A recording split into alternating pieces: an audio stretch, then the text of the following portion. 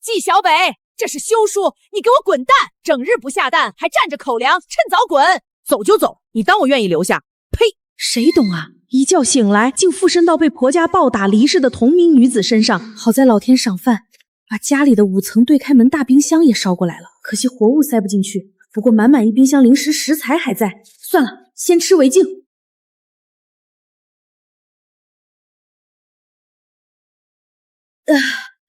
终于吃饱了。这不是纪家大闺女纪小北吗？掐着饭点回娘家，心思可真够明白的。看她这身板养得这么结实，在婆家指定吃香喝辣，哪能看得上纪家那点粗粮野菜？唉，可不是嘛。纪家男人常年在外从军，林氏一个人拉扯3个孩子过日子，若不是靠着军饷接济，这一家人早就饿死了。各位婶子大娘，天气这么好，都在这儿歇着呢。一群闲着没事的长舌婆，就等着看别人家的笑话。你怎么回来了啊？心里惦记你们，特地回来看看。是不是跟婆家闹矛盾了？婆婆动手打你了？应该是我多想了。她那瘦小身子，就算跳起来都够不着你脸面，哪里打得过你？娘，弟弟妹妹去哪儿了？去后山挖野菜了，用不了多久就能回来。对了，娘，咱们中午吃啥？昨日婆家来人索要月钱，家里仅剩的半袋小米尽数拿走，如今只有1袋黑面。原本打算混着野菜撑过个月，可亲生女儿回了家，又怎能往外赶？娘，别发愁，我特意带了白面包子回来，等弟弟妹妹回来一起吃。白面包子？老天爷，你婆家日子这般富足，回娘家还允许你带肉包子？回去之后一定要好好孝顺公婆。呸！柳家一家人根本没把原身当人，地里农活、家里杂活全是他一人包揽。他们吃干饭白面，他只能喝清汤稀粥。就算这般劳累，身子依旧壮实，天生就是受苦的命。娘，你干活吧，我去把包子热上。娘，不好了，出大事了！娘，啥事儿？慌慌张张的。娘，姐姐被柳家休了，欺人太甚。爹在战场上豁出性命救了柳富贵的爹，当初娶我姐的时候，口口声声说是报恩，他们就是这么报恩的。石头，你别胡说，大姐在婆家过得好好的，千万别信王二丫的闲话，她就是嫉妒大姐嫁得好。娘，你没事吧？纸终究包不住火。娘，是柳家主动休了我这才回的娘家。我去找柳家讨公道。你这点身板过去，不过是多一个挨打的。身强力壮的大姐都受了委屈，自己去了根本无济于事。可是也不能白白让大姐受这般委屈。放心，大姐心里自有打算。可你被休回了家，往后你弟弟妹妹的婚事可怎么办？就算咱们一家人不在乎，你2叔3叔家的儿女也到了婚嫁年纪，旁人少不了说闲话。娘，何必顾及他们？他们娶不上媳妇才解气。就是。好吃，哥你也吃，吃饱了才能打赢柳家人。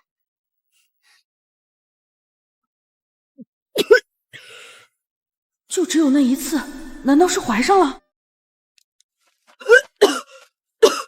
天哪，肚子里竟然还揣了个孩子！有一个属于自己的骨肉也好，日后攒够钱财，立个女户。这一身肥肉该好好减减了。姐，你咋了？身体不舒服吗？姐，快吃，吃饱了才有力气跟柳家算账。这些包子，你究竟是从哪里弄来的？柳家既然休了你，怎么可能还舍得让你带回一笼肉包子？娘，您别多问，安心吃就好。自己这闺女性子也惯了，在纪家湾无人敢招惹。当年因着柳家欠着纪家恩情，才肯娶她进门，最后还是把她退了回来。唉，以后可怎么办？家中物资有限，这么多张嘴吃饭，根本撑不了多久。孩子，再吃一个，在柳家肯定没好好吃过一顿饱饭。算了，不吃了，正好消耗身上这一身肥肉。大嫂，快开门，出大事了！娘，我去开门。难道是2叔知道自己被休了？真是好事不出门，坏事传千里，这么快就找上门来了。大嫂，不好了，大哥出事了！怎么，战死了？你怎么知道？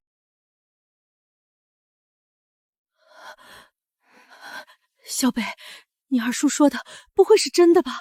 你爹去年一整年没寄过一封信，没烧过半分银子，他不会真的出事了吧？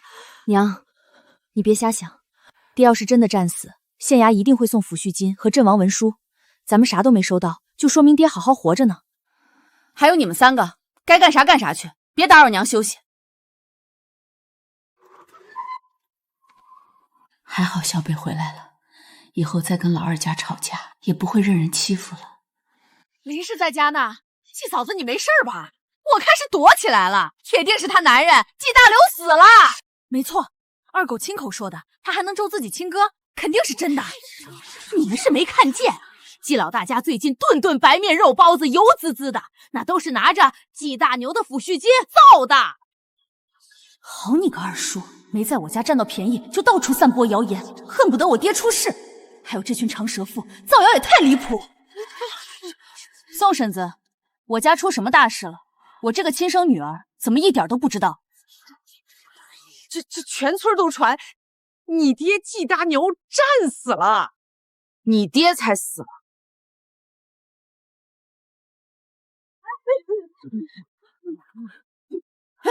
我把话放这儿，往后谁再敢瞎传我爹战死的谣言，我直接扛锄头去他家劈了他嘴里的瞎话。我看谁还敢乱嚼舌根，试试。你爷爷呢？在屋里。季小北，你怎么回娘家了？怕是听说他爹死了，回来奔丧的吧？这丫头太实诚了。李正爷爷，村里人到处造谣我爹战死了，这事儿您必须得管啊！傻丫头，官家的阵亡文书、抚恤金都没下来，你爹不一定出事儿了。村里人几句闲话，我也不好管住所有人的嘴啊。我知道，我也坚信我爹命硬，一定好好的。可要是万一我爹真出事了，我们孤儿寡母弟弟妹妹可怎么活呀？奶奶、二叔、三叔一直盯着这笔钱，我娘性子软，根本斗不过他们。你一定要帮我们做主啊！小北啊，清官难断家务事，你们季家内部的事儿，外人实在不好插手啊。这几张葱油饼给铁蛋、铁球补补身子。你这孩子，有事说事，拿东西干什么？快拿回去给你弟妹吃。好，那我拿回去了。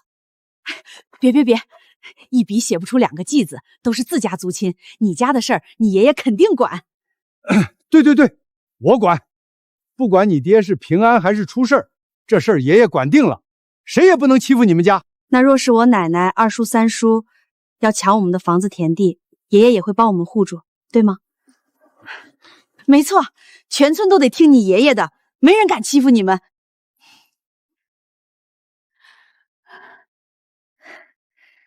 多谢爷爷奶奶做主，饼子是专门给2个孩子的，我怎么能拿回去呢？那爷爷奶奶歇着，我先回去了。贪小便宜的一家子，还好我袖子上辣椒粉抹得多，不然还真拿捏不住他们。冰箱里的东西早晚会吃光，家里连口正经的锅都没有，唯一的优势就是身强体壮。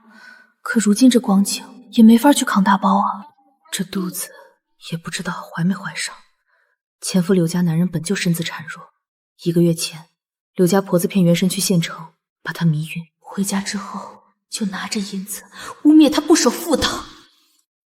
柳家婆子，这笔账我早晚跟你算清楚。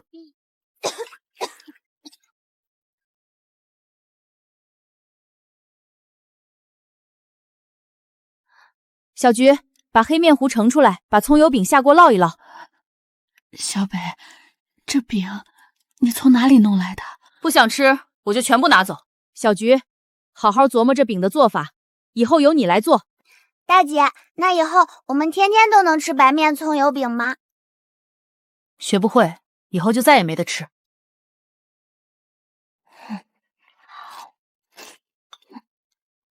这孩子好像变了，脑子清楚，说话也有条理。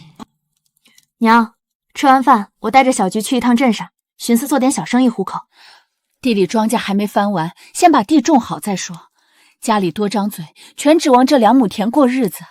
这块地被洪水长时间浸泡，土里病菌多，第1年种庄稼只会白白浪费种子，不值得费心。顺便我去县衙打听一下爹的下落。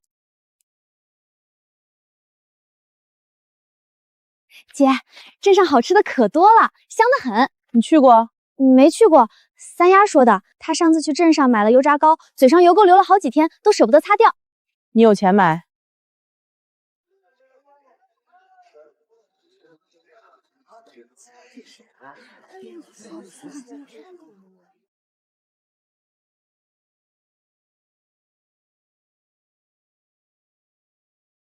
卖熟食喽！自家秘制大肉包、香酥葱油饼、祖传秘制腊肠。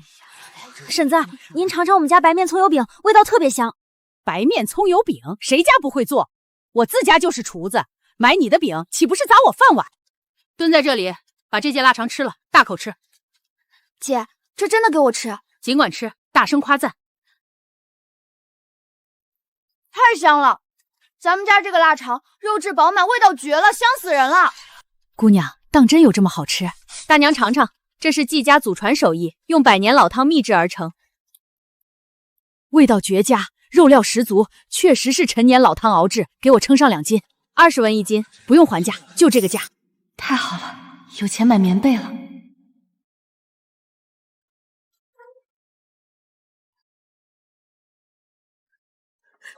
只有妈妈才知道我最爱喝这个酸奶。妈，我好想你。妈妈现在一定急坏了，我该怎么给她传消息？对了，可以写纸条放在冰箱里。姐，你干啥呢？找纸笔。姐姐，咱们家所有人都不识字，哪来的纸笔？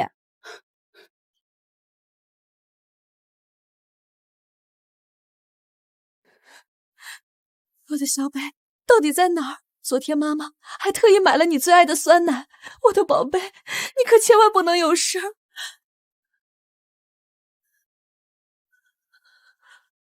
妈，我还活着，纸笔是小北的字，只要活着，比什么都好。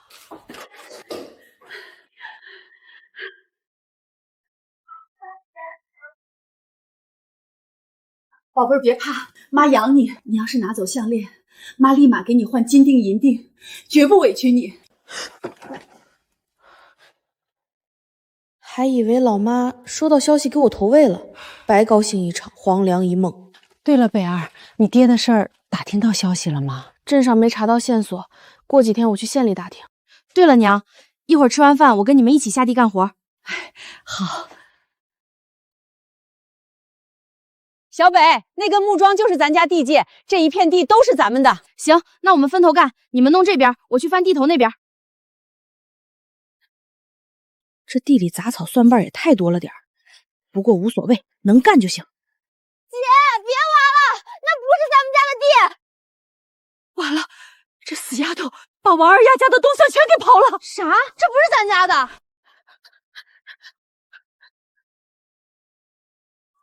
你这闺女也太虎了，这下闯大祸了，可怎么跟王家交代？小菊，快抱走棉被锁好，把家里的黑面藏起来。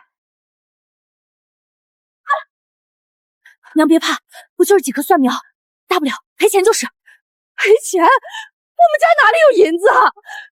二丫娘，有话好好说，小北他不是故意的。不是故意的，你们一家人都在地里，眼睁睁看着他挖我家地，分明就是故意找事儿。二丫娘，好好说话，想动手，我陪你比划比划。大家都看看，挖了我家蒜苗，还想动手打人，还有天理吗？别喊了，不就是冬蒜？多少钱？我赔。我家蒜种是从府城娘家带来的，车马费、种苗费算上，最少1两银子。你怎么不去抢？几拱破蒜苗，敢讹1两银子？府城的东西金贵的很，你个村妇懂什么？赶紧拿银子！快去请李正爷爷过来。几颗蒜苗哪值1两银子？明摆着欺负孤儿寡母，太黑心了，纯属讹人。种苗就是金贵，你们去地里看，3月份的蒜个头饱满的很。快别吹了，都快烂成泥的破蒜苗，也敢漫天要价？行，我赔你银子，地里所有蒜头可就全归我了。哎，行，赶紧拿银子！李正爷爷，您可算来了。什么蒜苗这么金贵，还敢开出1两银子的天价？哎呀，李正爷，都是小事儿，不麻烦您了。小事？我村里的事我还管不得了。李正爷，王二丫爹早就到处说了，等您退位，他就要接任李正呢。季家湾，季王两姓平分秋色，选李正最讲究公平。您在村里任职多年，抗洪、秋收、邻里矛盾、家事琐事样样操心，连谁家母猪生崽您都帮忙照看。没有您，村里日子根本过不安稳。谁稀罕当这个李正？你安心干，我绝不争抢。王伯格局大，日后必定大富大贵。再说李正爷，您家大儿子季树根读过书，识文字，头脑灵光，才是最合适的下一任李正。我家树根确实读过书，比我有本事，年轻能干。季小北，你别胡说八道，先把我家赛苗的事解决了。我季小北身正不怕影子斜，没什么秘密。娘，去拿铜钱。各位乡亲别走，我拿好吃的分给大家。我祖传手艺做的腊肠，大家都尝尝。小北呀，你婆家也太大方了，荒年缺吃少穿的，谁家能舍得吃肉肠呀？幸好季家湾居县城南，柳家村在县城北，相隔甚远，消息闭塞。大家别被他骗了，大家别被他骗了，他是被婆家休了，才灰溜溜跑回娘家的。不过年不过节的，婆家没人送没人陪，他凭空回村，不是被休是什么？糟了，女子被休，定是在婆家犯下大错。一旦坐实，不止季小北一人，整个季家湾的姑娘，往后在外都要被人指指点点、轻视诋毁。林氏，你这事办得太不地道！你是想让全村未嫁的姑娘都跟着季小北背黑锅，被人戳脊梁骨吗？李正说：“宋婶子，大家评评理。试问这荒年，若是我真被婆家休弃了，会大方让我带腊肠、带香喷喷的葱油饼回娘家吗？谁知道是不是你自己买的？凭这点吃食，根本做不得数。规矩大家都懂，女子被休，皆是男方派人拧送回娘家，颜面尽失。我是独自一人大摇大摆、堂堂正正回来的，何来被休一说？今日必须把话说清楚。”我绝不能背下被休的污名。若是这谣言传出去，两个妹妹小菊、小花日后出嫁都会被人刁难。既然不是被休，那你婆家为何突然让你独自回村？说，因为我公爹早已传信回来，告知我爹失踪的消息。婆母心疼我，特意让我回娘家。谁知二叔提前上门，胡乱传言说我爹已经战死。我公爹说了，爹一行人大概率是钻进山避险了。过些时日，必会有平安的消息。我男人本想送我回来，只因繁忙脱不开身，把我送到磁水镇上，我便自己走回来了。二丫，你实在太过分了！小北遭遇家事，悲痛不已，你不体谅就算了，竟然还当众造谣污蔑人家。就是，心眼也太歪了，难怪迟迟嫁不出去。好孩子，别往心里去，你安心在娘家住下，有我们这帮婶子大娘在，没人敢乱嚼舌根。多谢宋婶子。有大家护着我，我心里彻底踏实了。那什么，蒜种的事儿，这样我做主了，季家赔给你家15文钱，这事儿就算结了。不行，我家的蒜头都长那么大了，市场最贵的蒜种10文钱一垄都没人买。王家媳妇儿，皇帝老子吃的大蒜都没那么金贵，就这么定了。大姐以前明明只有蛮力，怎么这次几句话就把王二丫的谣言破了，还把王家1两银子换成15文，顺带拿回这么多蒜头，连村里爱挑事的婆子都被她收服了。比我这个家里唯一的汉子还厉害，太解气了！这么多年，我们终于赢王二丫一次，看她以后还敢不敢天天吹嘘她家嫂子厉害，处处欺负我们家。大姐一个人就把他们一家人全收拾了。娘，晚上我们吃烧蒜头吗？就知道吃，我看你才像个蒜头。这些蒜头是留着当种子的，咱们家新开的荒地刚好能种上，1颗都不能吃。我就知道妈妈最爱我了。妈妈，我确定穿越古代啦！你千万别担心我现在吨位十足，身强力壮，没人敢欺负我。具体是哪个朝代不知道，但我娘家一家人都很疼我，过得很安稳。你的首饰我不需要，太惹眼容易出事儿。你下次多给我备点碎银子、纯金子就行。我在这里一切都好，吃得饱，穿得暖。你在家一定要少操劳，多注意身体。妈妈源源不断给我补给物资，在这古代荒年，我一定能吃得好，睡得香，稳稳过日子。你们怎么还没吃？等我呢。没吃，就等我的北北呢。快坐，赶紧吃饭。北北这是咋了？好好的，怎么难受成这样？我闺女这壮实体格，从来没生过病，怎么突然脸色蜡黄的？娘，我没事儿，就是减肥呢，少吃点就好了。姐，你这身子是辛辛苦苦吃出来的，多少粮食才能养这么壮？怎么还想着减呢？瘦一点好看呀，说不定我还能再嫁个好人家呢。也对，女儿总不能一辈子赖在娘家，终究是要再寻一门好亲事。以后谁也不许让北北下地干活，就让他在家好好歇着。难怪小菊不会做葱油饼，这年代连精面粉都少见，她哪里见过这些食材？我终于摸清规律了，这根本不是平行世界，是存在时间差的双向通道。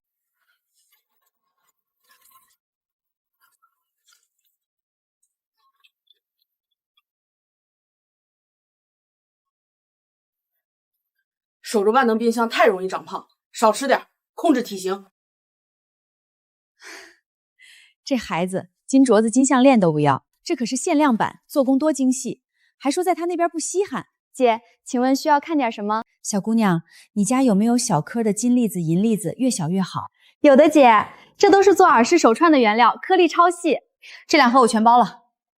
金珠一共50克，银珠660克。古代1两等于50克，660克就是13两2钱，这么少。小姑娘，还有没有更多银粒子？姐，今天库存就这些了，下次我给您预留。不会做饭可以学，今天我就亲手做葱油饼。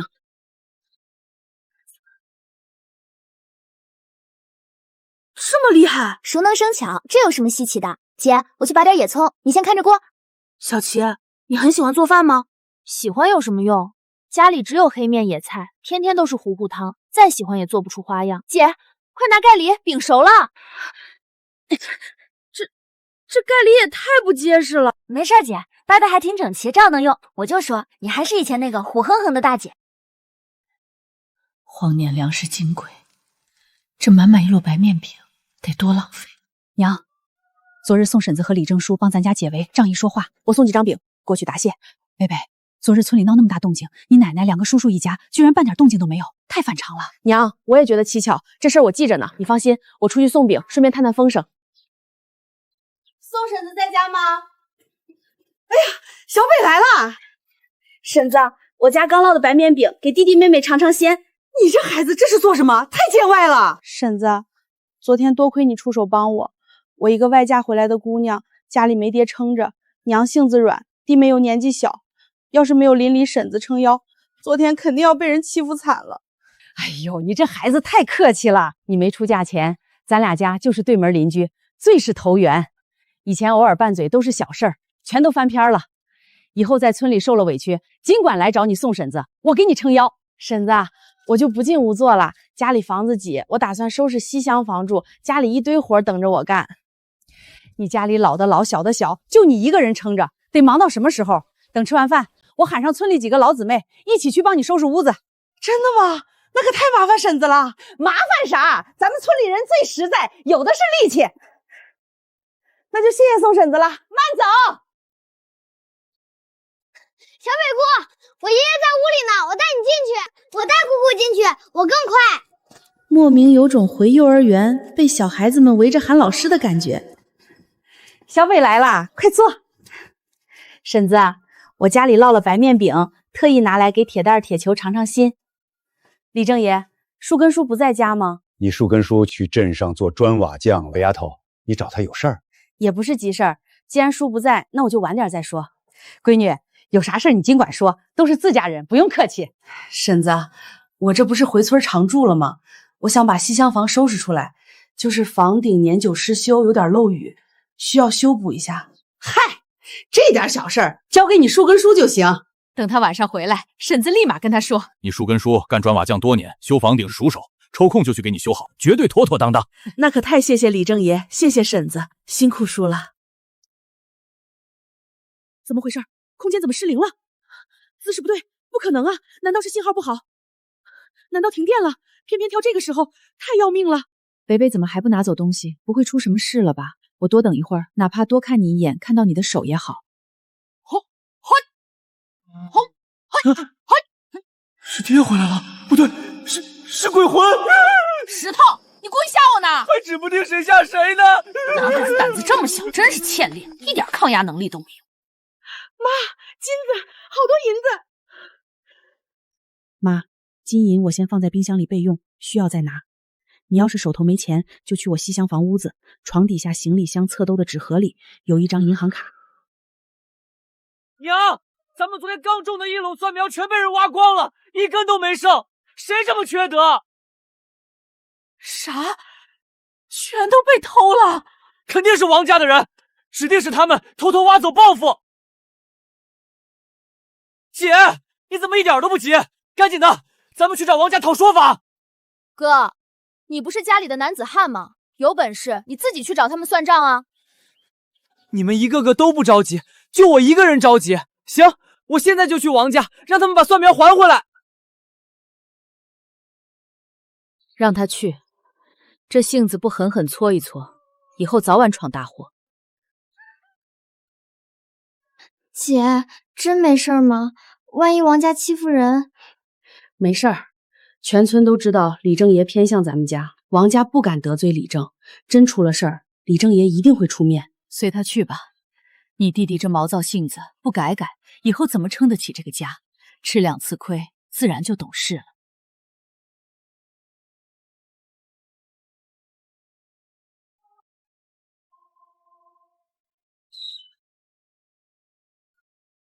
吃亏了吧？长记性了没有？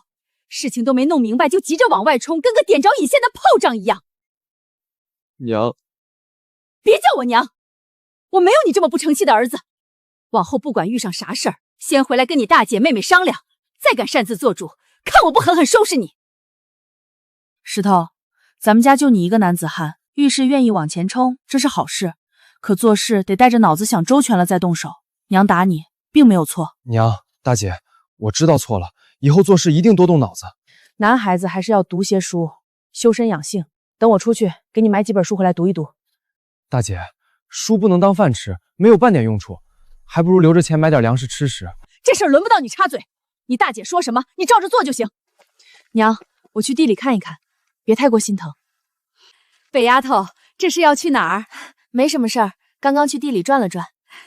家里挖了不少野菜，婶子分给你一些，篮子不用特意送回来，等我有空了自己过来取。谢谢婶子。大姐，以前你看见野菜就犯恶心，怎么这次带回来这么多？我妈爱吃这个。妈妈，村里人口中的老鸨，听起来就不是什么好人。大姐，你说的那个妈是哪里的妈妈？别胡思乱想，赶紧过来帮我摘菜，不然中午没有你的饭吃。我哥说你昨天夜里在院子里练功夫，你是真的会武功吗？怎么了？你能不能教教我？可以，先把这些野菜摘干净，再用清水仔细洗好。没问题，一言为定。季小北知道我日子过得紧吧，特意送来野菜，就不能送点珠宝翡翠、古玩古董，让我傍傍身吗？罢了，他在古代自身都难保，连吃饱饭都不容易。古代洗漱条件太差，没有这些东西，日子得多难搞。我得给他送过去。大牛嫂子，树根叔，快进来。树根兄弟，真是太麻烦你了。不麻烦，都是邻里街坊，这点房顶的小活，半天就能弄好。树根叔，今天来的真早。赶早不赶晚，昨晚刚下完雨，房顶潮湿，修补起来省事不少。宋婶子，出啥事儿了？北丫头，你奶奶带着你2个叔叔过来了，他们在村口说你娘在家乱花钱，糟蹋你爹拿命换来的血汗钱。看来我这好奶奶病是彻底好了，又有力气来折腾我们家了。嘿，奶、二叔、三叔，你们一大早闯进门是想干什么？哪里轮得到你这个外嫁的小崽子插嘴？滚一边去！娘，二弟、三弟，你们怎么来了？是不是有啥事儿？好好的厢房用得着特意修补？家里有我们这2个亲兄弟在，大嫂你居然找外人帮忙，是故意打我们季家兄弟的脸吗？二狗兄弟，这话我就不爱听了。大家都姓季，大牛哥生前和我亲如手足，如今大牛哥不在家，我过来搭把手帮忙，本来就是天经地义，怎么就成外人？肯定是村里李正，得罪不起。树根啊，你家里日子都过得紧巴巴的，不赶紧出去赚钱，反倒来我大儿媳家白干活，可真是辛苦你了。这是大牛的家务事，我是外人，不好多掺和。娘，有啥事儿您坐下来慢慢说。我儿子下落不明，生死未卜，你倒是在家吃香喝辣，修房盖屋，到底安的什么心？奶，你们折腾这么半天，到底有什么事儿？总不能专门来我们家耍威风的吧？你这个外嫁女少插嘴！老大媳妇儿，我问你，你是不是已经拿到大牛的抚恤金了？娘，您可别乱说，大牛他只是失踪，人还好好的，哪来的抚恤金？你家又是吃白面饼，又是修房子，钱从哪儿来的？你别说，是季小北从婆家带回来的。柳家好不容易把这个丧门星送回来，怎么可能再贴补吃喝？娘，您真的冤枉人了。家里这些吃食确实是小北带回来的。奶，您说白了就是嫌我没给您送东西吧？我是外嫁女，早就和季家没什么牵扯。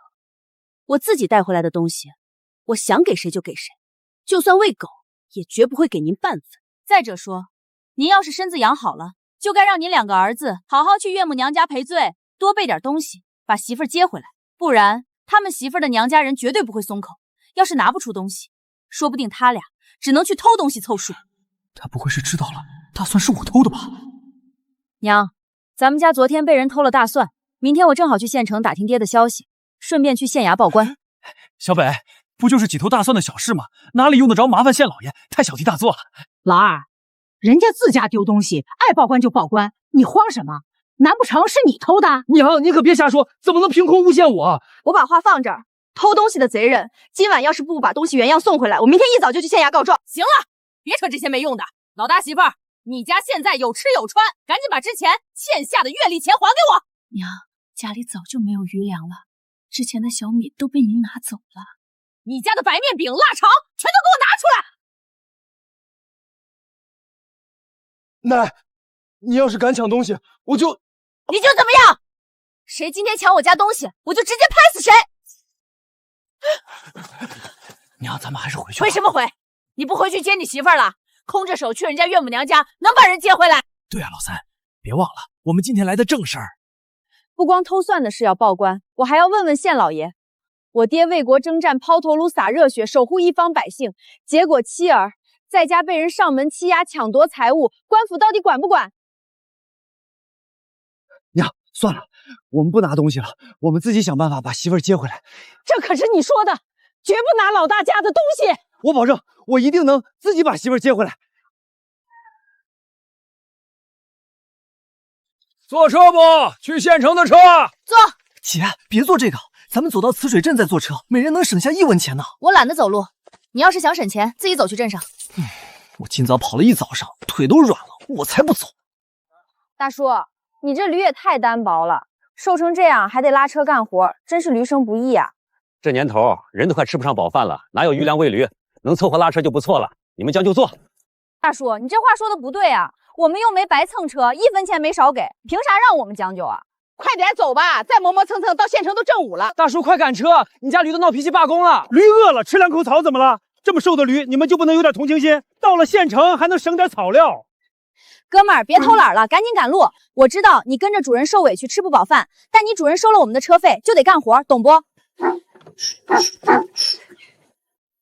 大叔，赶紧赶车吧，我跟他沟通好了，保准听话。这姑娘看着穿的体面，长得也周长，就是身子壮实了点儿，该不会是脑子不太好使吧？居然跟驴说话。大叔，再试试，这回绝对管用。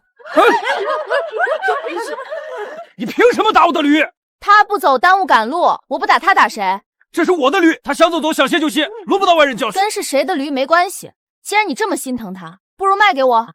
哼，你买得起吗？你敢卖，我就敢买。10两银子，少1分不卖。大叔，你这是抢钱呢！就这头瘦驴，一阵风都能吹倒。拉完这车祸，回去指定累得病倒。10两银子不值。大叔，你一个大男人，何必为难一个小姑娘？我为难他，明明是他无缘无故打我的驴，所以我才想买下来啊！买回来我打就是我的事儿了。10两太贵，5两卖不卖？不可能，绝对不卖！不卖就算了，你自己想想，这驴瘦的没几两肉，拉车没力气，天天还要喂草料，万一生病还得花钱治，纯粹就是个累赘。你看他这腿，一路都在打摆子，放到牲口行根本没人要。买回去光喂胖它，都得搭进去不少粮食。你看这驴累的，属实不中用。姑娘，你别走，这驴我卖给你，你再添点。我光买驴也没用啊，你这车留着也浪费。这样，驴加车我给你6两银子。不行，这车去年才刚修好，本钱都不值这些。那算了，县城里驴车多的是，我不差你这一个。别走，6两就6两，卖给你了。爽快！姐，万万不能买啊！家里所有积蓄加起来也不足2两银子，大姐出手就是6两，她到底哪来这么多钱？小兄弟，我和你姐姐早就谈妥了，这事儿你做不了主，就别多言了。掌柜的，劳烦您帮忙估个价，我这头驴连带马车一共能值多少？你打算出手卖掉？价钱合适，自然就卖。这是一头刚成年的小驴，卡齿品相都不好，只是身形偏瘦，单独一头驴能值8两银子。凭空就能净赚2两，还不算马车。若是连同马车一起呢？马车木板太薄，不耐用，驴驾车最多9两银子。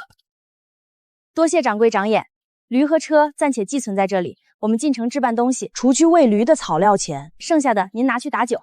放心便是，我让伙计好好喂饱它，再给毛驴洗刷干净。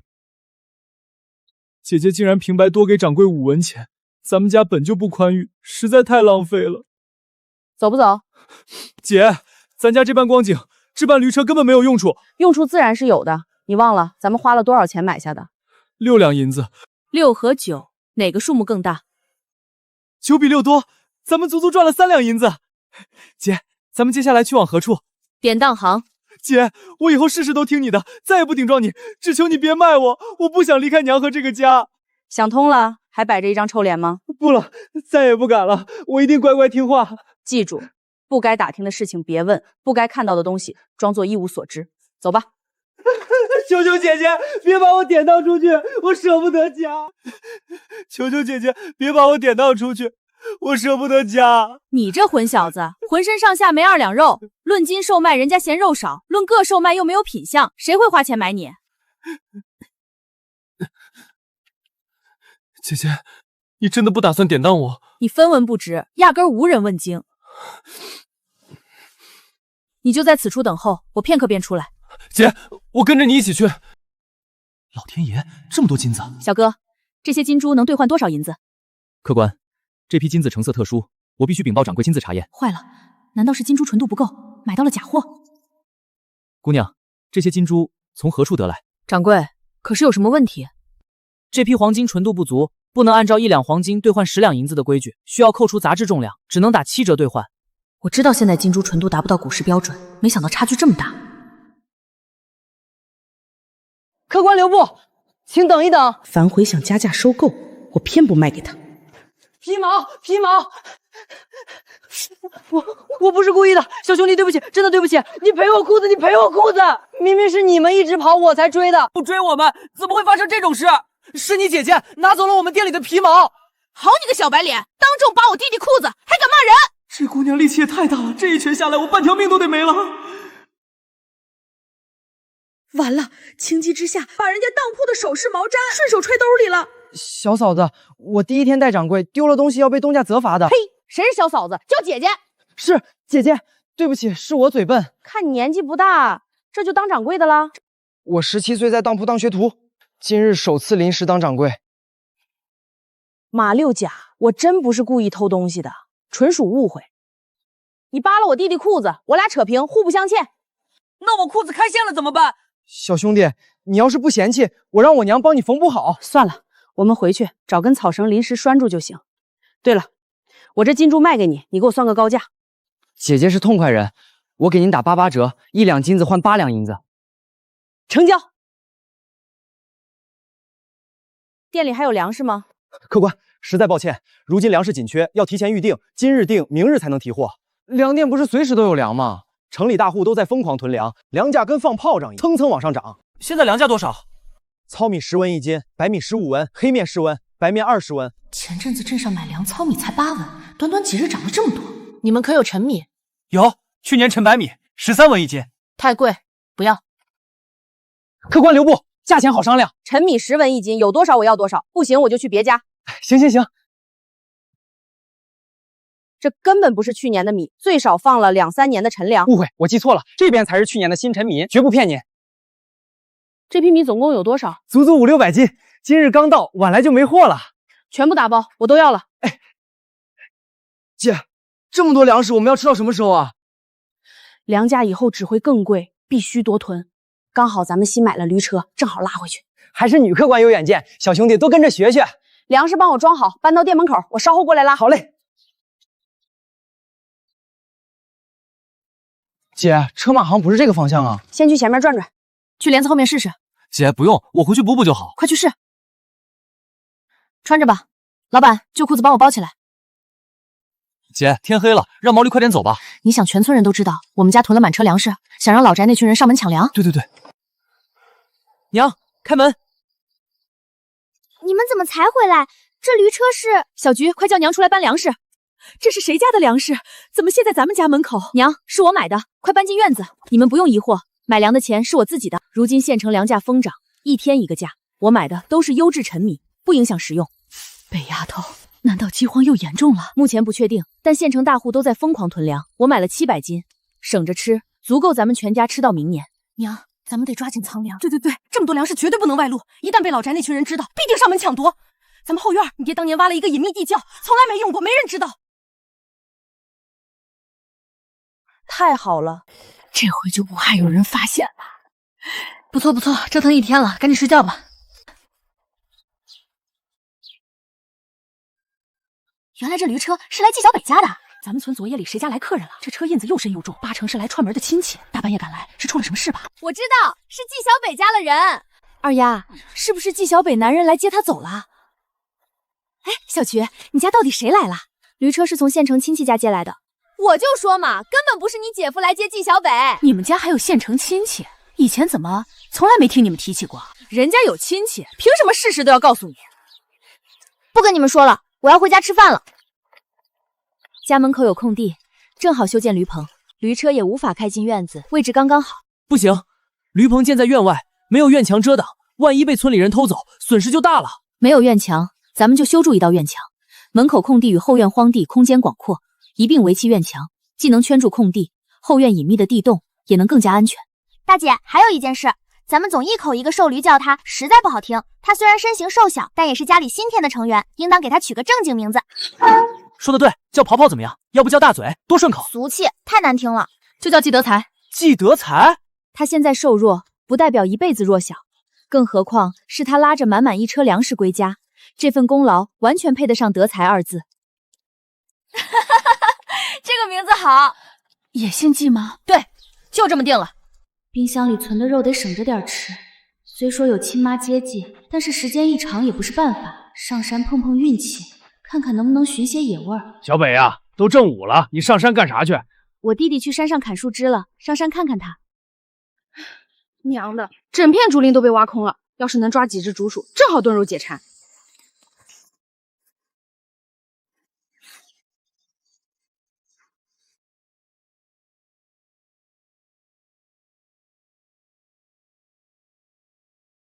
太好了，总算有肉吃了。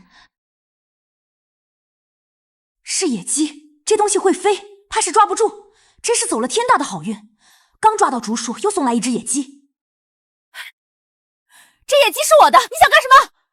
居然敢跟我抢东西，简直找死！我这脚力道不轻，寻常人脚就骨折了，这人倒是耐疼。这野鸡是我先看见的，归我。野鸡是我打落的，天上怎么会平白无故掉野鸡？是老天爷心疼我，特地赏我的。分明是我打的，你伸手就要抢夺。你以为你是老天爷？有本事让天降大雨，再不济打个惊雷给我听听。世上怎么有你这么不讲道理的人？娘，今天多做些饭菜。这么大一只竹鼠，还有一只野鸡。小菊赶紧烧水，竹鼠搭配野鸡，加上干萝卜一起炖煮，锅边贴玉米饼，再配上米饭。贝儿，竹鼠很难得，不如拿到镇上去卖掉，能换不少银钱。娘，这只咱们先吃掉解馋，下次再抓到野味，我拿去镇上售卖。娘，东西都是大姐辛苦抓到的，就听她的吧。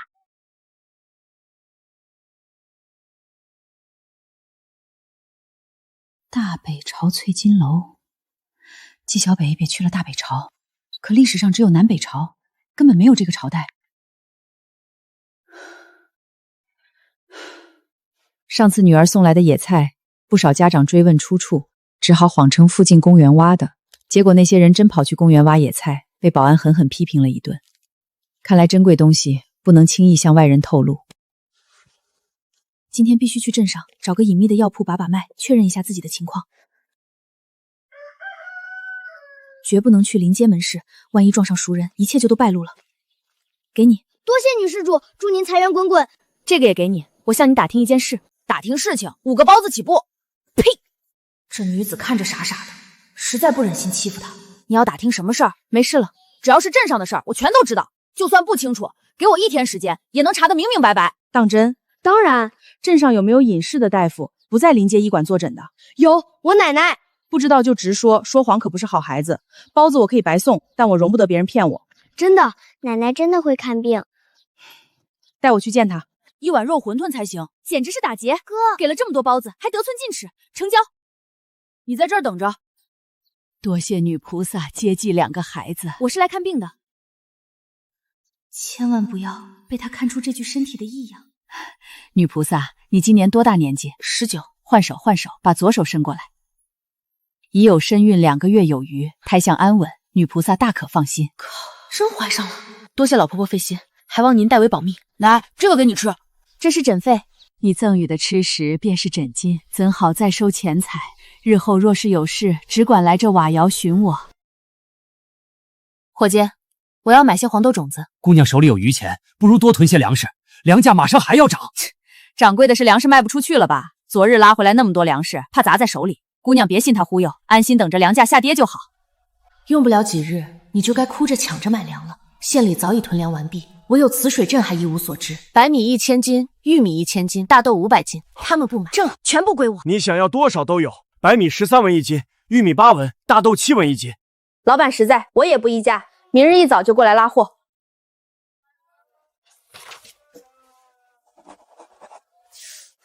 这么一会儿卖出数千斤粮食。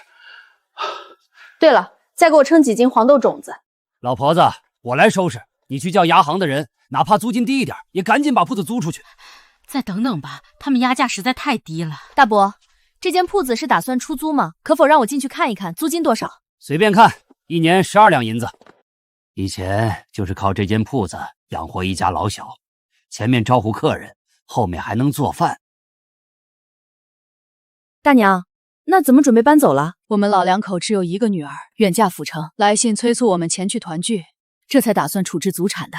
大伯、大娘，若是愿意出售铺子，我直接买下；若是只出租，长租3、5年都可以。我们打算出售，屋内所有物件一并赠送，一共50两银子。姑娘，我们看你心地善良，日后必定大富大贵。祖产交给你，我们放心，降价5两，45两银子卖给你。铺子给我留着，明日我带足银子过来，咱们一同去牙行立下契约。果然是大户人家女子，做事干脆利落。看她气度，想必根本不在意这5两银子，早知道就不降价了。北丫头，你怎么跑到地里来了？我去山脚下溜达一圈，千万别进深山，山里不安全。明天买铺子的钱还没有着落，到底从哪儿凑？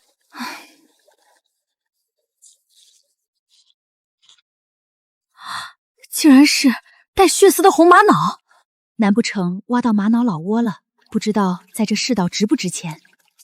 小北姐，你在找什么？没什么，挖着玩呢。姐，竹林里真的有竹鼠吗？村里人都在拼命挖。原本是有的，不过早就被他们吓跑了，如今一只也不剩。谢谢姐。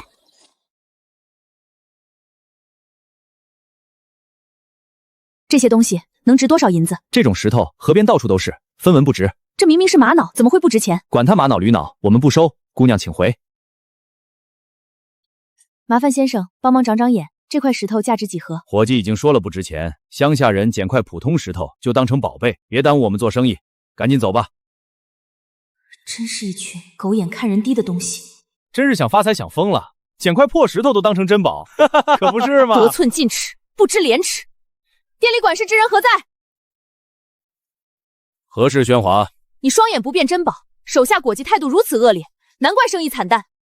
究竟发生何事？东家，这个乡下妇人拿着破石头非要我们收购，不买就胡搅蛮缠，满口谎言。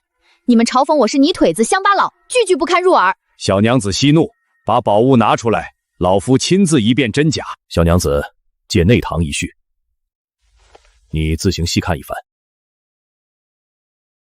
这些东西价值连城。老夫姓马，乃是马家银楼东家，先前掌柜是新来之人，眼界浅薄，多有得罪。马东家直说，这些东西能值多少银两？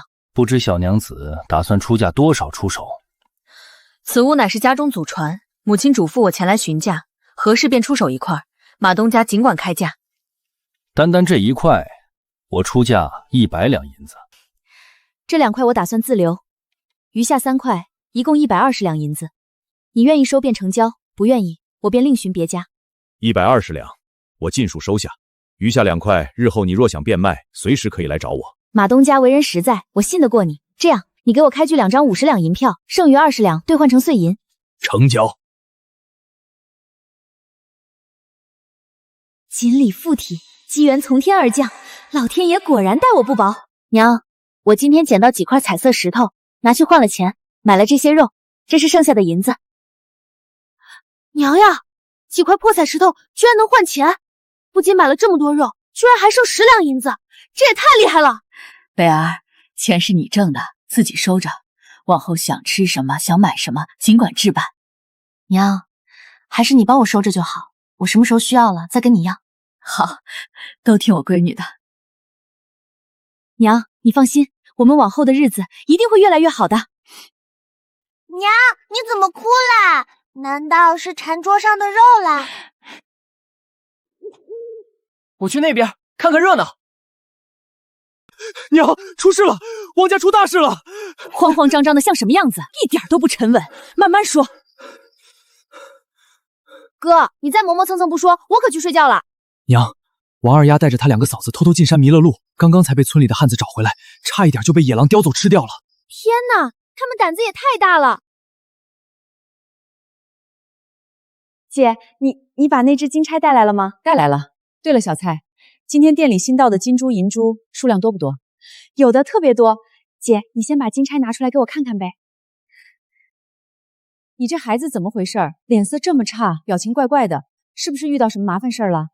没有，我就是听说你的金钗特别好看，想开开眼而已。行，给你长长见识。这可是我闺女专门给我买的新款金钗，花了不少钱呢。你说我一个开跆拳道馆的，平时练拳练武，带着这么精致的金钗，还真有点不合适。就是它，这就是我们店里前几天丢失的那只贵重首饰。你们干什么？抓错人了！老实点！发生什么了？前段时间，一名 cosplay 爱好者在这家金店定制了一枚工艺繁复、价值高昂的专属金钗。金钗制作完成，存入库房后，突然离奇失窃。经调查，就是这只金钗。不可能，绝对不可能！这是我女儿买给我的！你们这是诬陷好人！我女儿失踪的时候，这枚金钗根本还没做出来。那只金钗明明是我在典当行花钱买下的，怎么会是现代金店失窃的赃物？姐，你今天怎么起这么早？是不是出什么事了？贝儿，这是怎么了？一大早的心神不宁。娘，我要出一趟门，去县城。去县城？出什么事了？没事的，我就是去看看有没有合适的生意可做。石头，你跟着你姐一起去，路上也好有个照应。季德才，你一会儿老实点，敢偷懒耍滑，我姐直接把你扔下悬崖。石头，你不用去，昨天刚种下豆子，今天留在家里帮娘浇水。姐，我还是……姐，等等，拿让我给你的，手里有钱，出门遇事不用慌。我没事儿，就是在家闷得慌，去县城溜达溜达。你们回去吧。开门，开门！谁？别喊，真不是来闹事儿的。这个小白脸叫啥海贤来着？英吉利海鲜不对，麦哲伦海峡也不对，东非大峡谷还不对，马六甲海峡是他。马六甲，别紧张，我有事儿问你。你究竟有何事？竟然直接破门而入！你家这门实在破旧，不结实。我想问你，前几天我买走的那只金钗来路是哪里？那只金钗是死当，咱们当铺所有进出物件都有账本记录。找到了，1年前一名妇人前来典当金钗，当了200文钱。好家伙，压在库里1年，转手就敢卖1两银子，开当铺果然暴利。行了，没事了，多谢你。你大老远跑过来，就只为问这件事儿？你怎么在铺子里睡觉？后院住着东家的小舅子，我没有住处，只能暂且睡在这里。东家已经任命他做新掌柜，我今日就要离开当铺了。才上任没几天，你就被辞退了？我不是正式掌柜，只是代理掌柜而已。怎么回事？有劫匪打劫！老板，你家门板质量太差，我就敲了2下，它自己就倒了，该好好修缮一番了。这扇门平日里我和妻子两人合力才能挪动，这个女子力气居然这般惊人。女壮士不必劳烦，我自己来便可。也罢，没事了，我先走了。一大早害得你受了惊吓，心里过意不去。你要去往何处？我顺路送你一程吧。你打算去哪儿？把我送到街口就可以。不回家吗？我记得你之前说石头裤子破了，要回去让你母亲缝补。不回，母亲还不知道我丢了差事，我得重新找一份活计才有脸回去。你读过多少年书？7岁开蒙，苦读数载。会算账记账吗？精通。我家里缺少一位教书先生，你愿意来试一试吗？你是想让我教你读书？此人脾气暴躁，性子根本静不下来，给他教书，怕是会有性命之忧。不是教我，我有一个弟弟2个妹妹，你专门教导他们。每月1两银子，包吃包住。可以，这是3个月的薪酬，你先收下。多谢主子。别叫主子，乡下不兴这个称呼，我叫纪小北，你喊我小北姐就行。是，小北姐。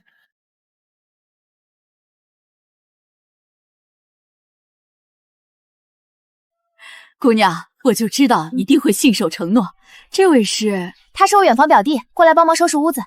婆婆好。瞧这孩子细皮嫩肉，温文尔雅，一看就是读书人，将来定能高中鸡眼头花之类的。婆婆，您说的那些名号，我压根儿不敢奢望。不懂就别乱说，那是榜眼探花，什么鸡眼头花。老伯，咱们拟定买卖文书吧。我早已托人写好了，姑娘你过目。走，咱们接下来去粮铺。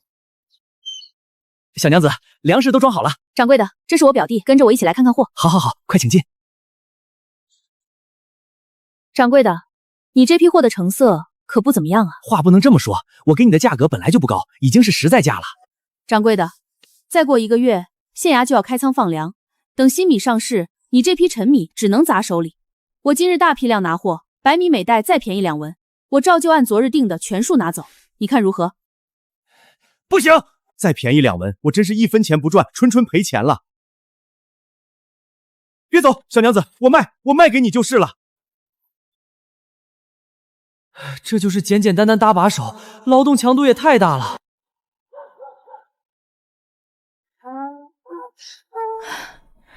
娘，先进院回家，进屋再说。这就是东家的家。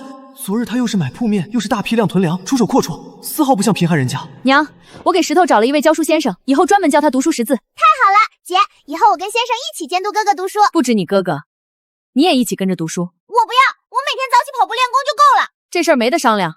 老话讲，1只羊也是放，2只羊也是赶，你们兄妹俩一起学。还好，大姐只说了2只羊，没算上我。2只羊，所以我是来季家放羊的。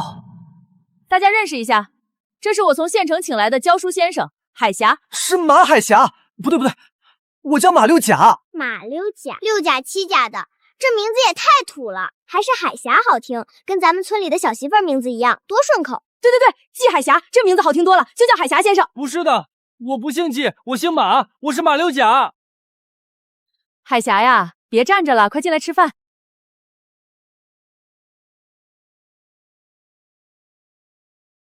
好家伙，东家看着家境朴素，伙食居然这么好。海霞呀，别站着了，快坐，咱们家不分里外，一家人一起吃饭。从明天开始，你还有你们3个都跟着马先生好好读书。我这只羊终究还是没逃脱读书的命运。大姐，明天地里的豆子该浇水了，我得去地里干活，没空读书。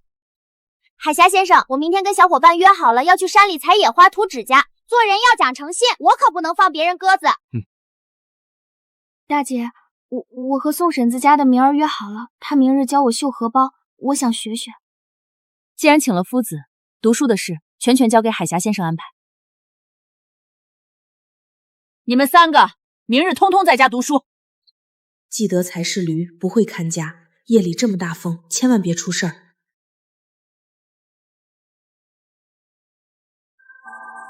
这是沙尘暴！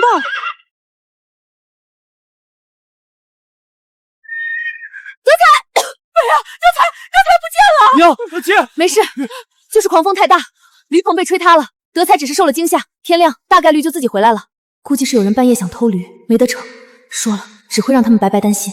不行，我要去找德才。不能去，风太大了，山上会落石，出去太危险，会出人命的。海霞，放开他，让他去，死在外面算了。深藏不露啊，老太太居然这么烈性。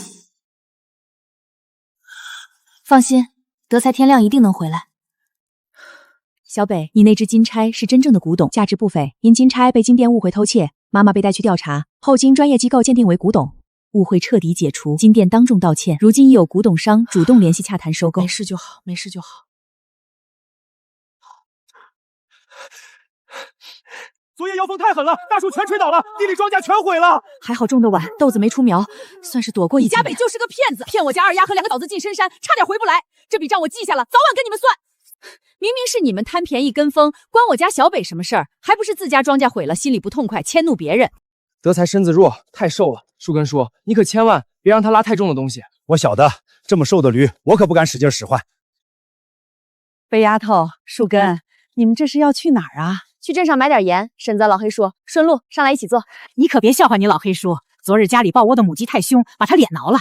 等这母鸡不抱窝了，立马吃肉。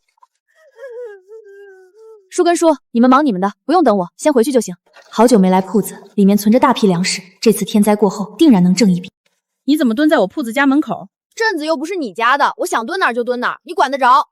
镇子不归我管，但这铺子是我的，识相点，离远点，帮我办件事。这女人真傻，上回给吃食，这次直接给铜板。不过镇上打事儿就没有我不知道的。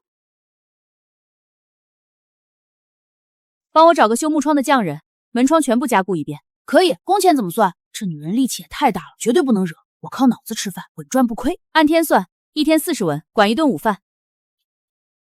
这活特别简单，你看这窗户全是朽木，拆下来换块新木头就行，一点难度没有。既然这么简单，你自己怎么不做？我要是会，还轮得到你？一天30文工钱，干就接，不干拉倒。我干。不过我让你打听的事儿，你可千万别偷懒。放心，我都记着呢，一有消息立马告诉你。这男人的声音怎么这么耳熟？冤家路窄，居然是之前林子里抢我野鸡的那个黑塔壮汉。人我给你找来了，先结现钱，40文工钱。还愣着干嘛？钱要不要了？一男一女站一块儿，真是好大两只。算了，好男不跟女斗，不就是一只野鸡，我不至于这么小气。没事儿，本来就是要换新的，你最后修好就行，不用在意。客官，看点什么？这个头面多少钱？这个不卖，客人定制的。那边有普通钗环，你自己看看就行。你眼皮都不抬一下，随便指个方向，我知道哪边是哪边，好好指路。女客官恕罪，这边，您请看。我不看别的，就要看这一套头目。好，稍等。多少银子？回客官，这款可以定制，全套下来一共100两银子。100两银子，碰坏了，我可赔不起。这个银钗我试试。客官，您眼光真好，这银钗的花纹最衬您的气质，只要50文。这个能批量定做吗？可以的，定的越多，优惠越多。行，我知道了，收起来吧。古代玉石质感还不如现代批发货。等晚上给妈写信，让她囤点珠子琉璃拿来这边卖，肯定赚钱。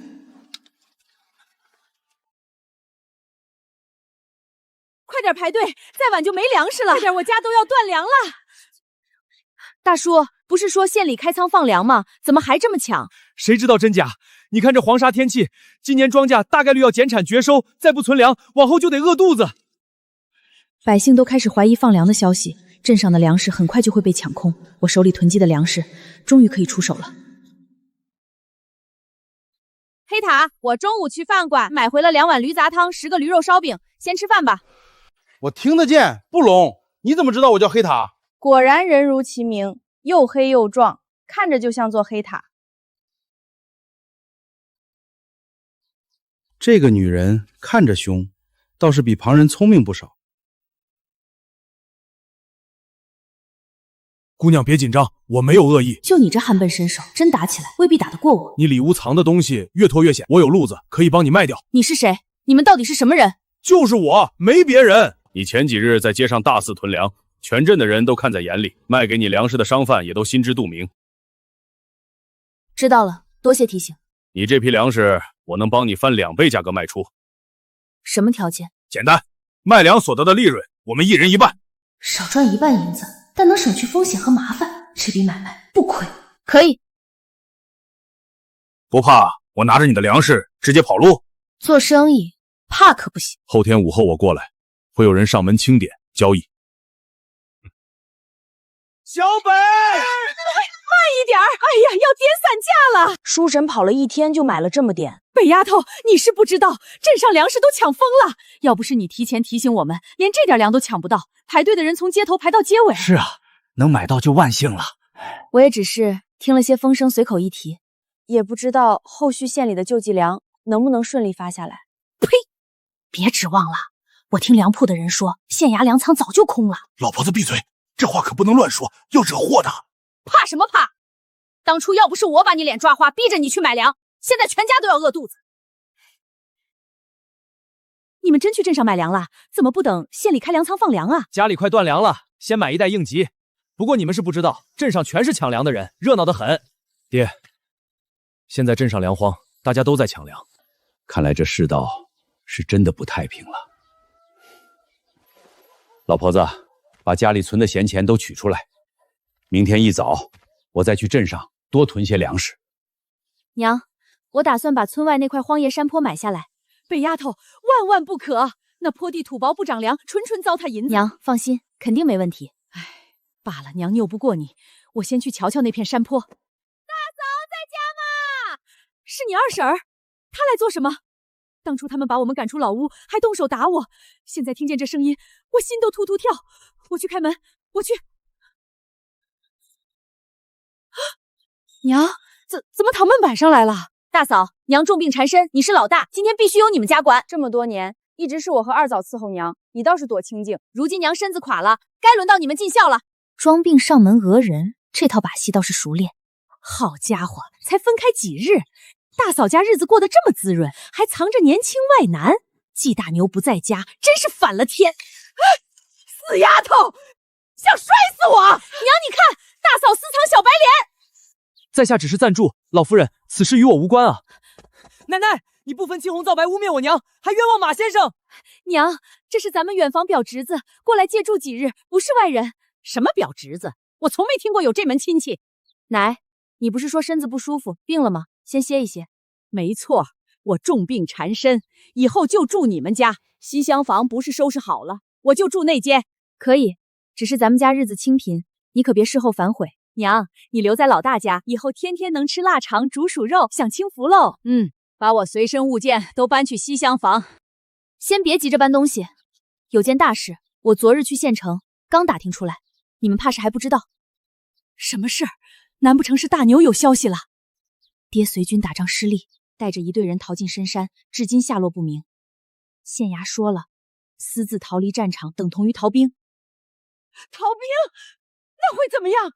限期1个月归队，逾期全家发配北疆，女子发配军营做饭喂马，家中男丁全部充军，干最苦的差事。石头年纪小，怕是也逃不掉。你胡说八道，拿这话糊弄谁？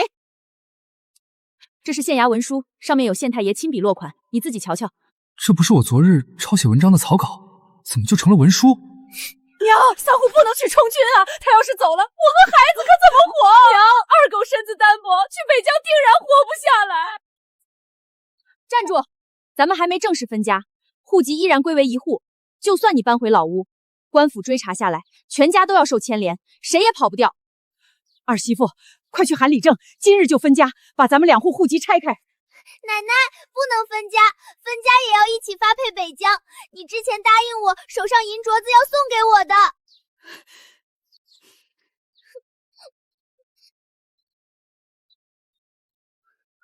季婆子，我说句公道话，大儿家日子好过了就上门蹭吃，一听要受牵连，立马要分家，做事未免太不地道了。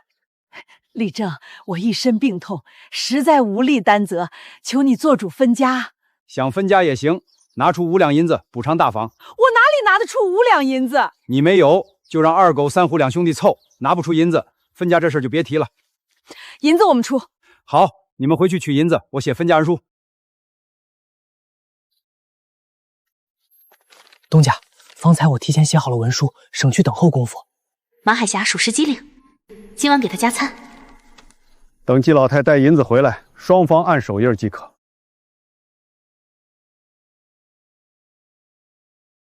我明日去县衙报备，办好之后分发新户籍，从此两家各不相干。两个白眼狼，等回家看我怎么收拾你们！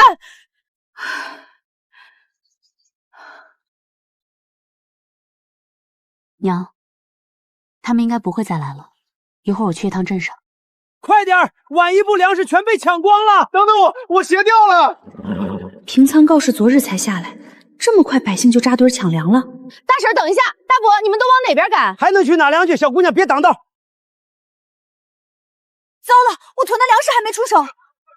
好家伙，根本不是官府平仓，是各家粮铺开门售粮，差点被带偏了。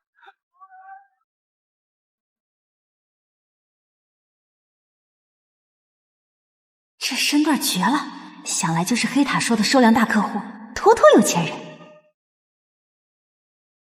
黑塔，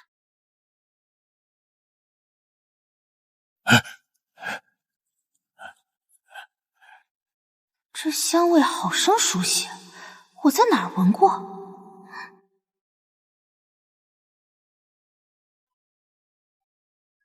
原来那沉香是这位公子身上的，味道倒是好闻。你也看了，镇上粮铺全都被百姓哄抢一空，我这批粮食现在可是紧俏货的。我不瞎，这批粮食我全部收下。公子好眼光，这批粮存上几日，价格直接翻1倍。好家伙，这位公子出手也太大方了，妥妥的财神爷。这些银子全都用来买我的粮食。这间铺子我一并租下，等粮食全部脱手，再把房子还给你。租我的铺子？没问题，铺子想租多久就多久，屋里桌椅板凳全都免费借你。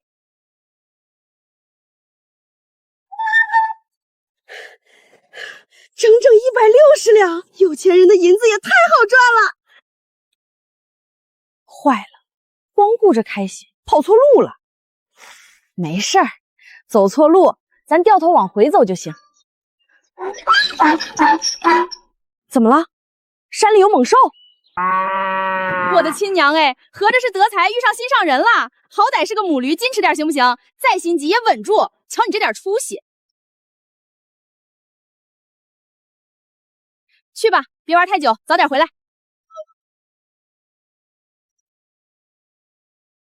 最近胃口睡眠都格外好，想来是身子安稳了。季德才真有你的，约会还拐了对象回来。好家伙，你们俩撒狗粮，就我一个单身。以后就跟着我们干活吧。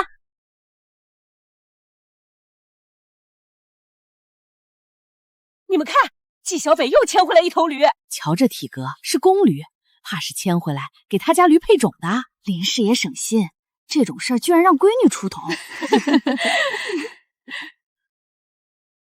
正好开荒缺劳力，这头公驴力气足，一头能抵3、4个壮丁，赚大了。以后你就叫马德彪、季德才、马德彪，正好一对。娘，这是马德彪，德才的伴儿。马德彪，这驴从哪来的？德才自己勾搭回来的，没花1分银子。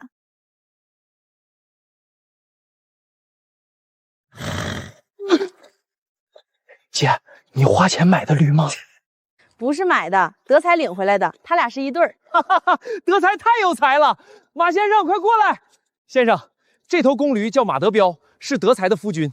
凭什么和我同姓？和先生同姓是他的福气，也是先生的体面。刮大风那夜，门外的动静根本不是贼人，是马德彪翻山来找季德才，高大野驴终究栽在自家母驴手里喽。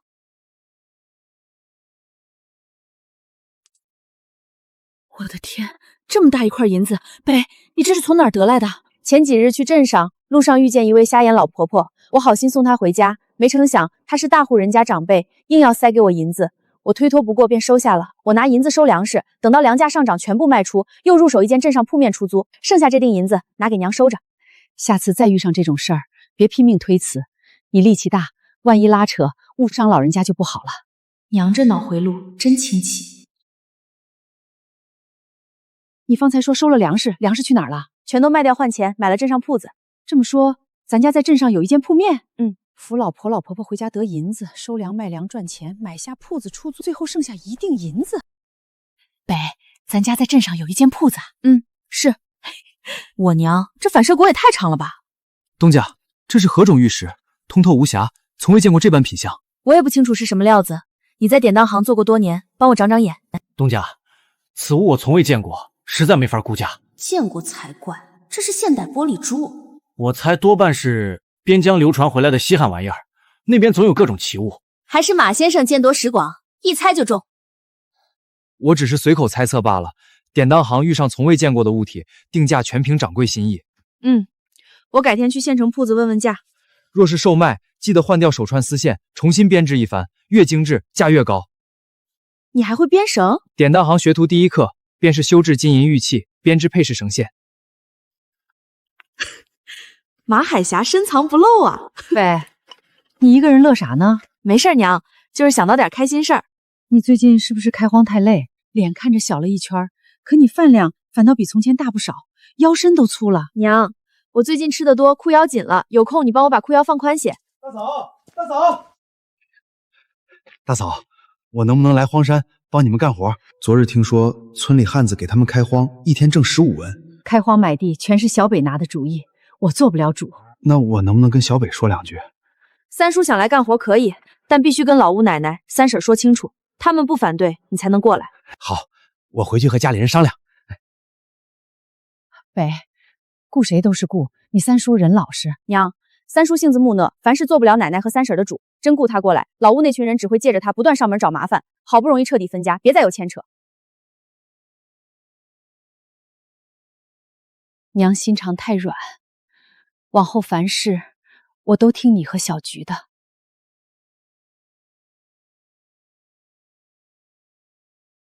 山桑子花多少年就开几朵花，这片地从来没人开垦。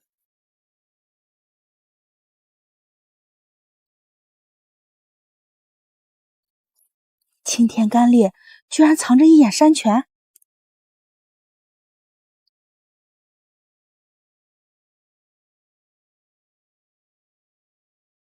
小北，那片荒地不接着开荒了？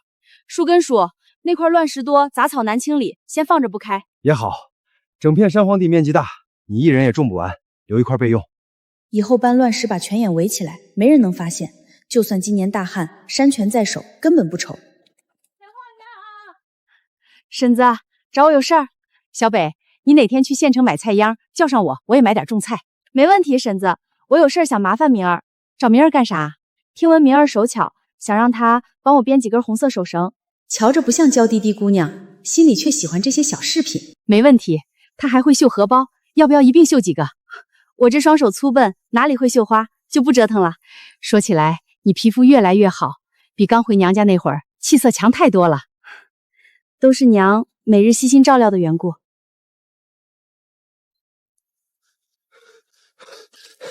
大姐，不好了，出事了，被咬了。又怎么了？几天不挨打，皮子又痒了，风风火火的。难不成你被狗咬了？不是我，是老黑叔，老黑叔被蛇咬了。昨天开荒我就发现草丛有蛇，特意叮嘱过所有人小心，万万没想到还是出事了。人现在怎么样了？老黑叔已经昏迷过去了。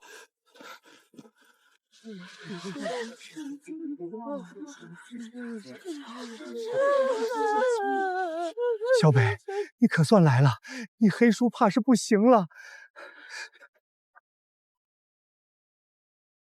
太吓人了，前后还不到1顿饭的功夫，皮肉都黑了。这蛇毒性也太烈了。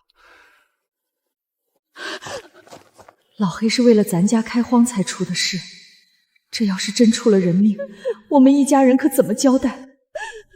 小北，婶子求你了，救救你黑叔！他要是走了，我们娘俩孤儿寡母真的活不下去啊！婶子，你先稳住，别慌，必须立刻把伤口的污血排出来，不然毒素蔓延更快。石头，你现在立刻回家，把德才、德彪套好驴车，快速赶过来。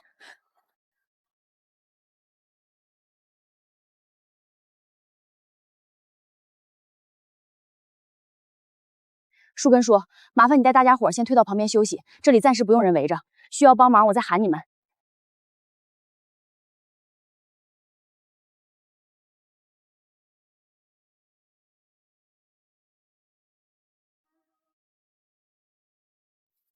还好有冰箱里妈妈准备了解蛇毒的特效药，老黑叔这条命算是保住了。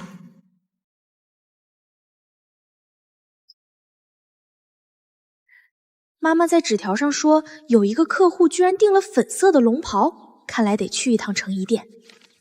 海霞，明天咱们去县里。哎，好嘞。小梅姐，不好了，你家驴惊了。刚才好好吃草，怎么突然惊了？到底怎么回事？不清楚，石头让我赶紧报信儿，2头驴全都惊了，直直往村里来了。糟了，马德彪性子最烈，千万别伤到人。快跑！驴惊了，全都赶紧躲家里。你喊啥？啥惊了？驴惊了！啥？驴惊了，要撞人了！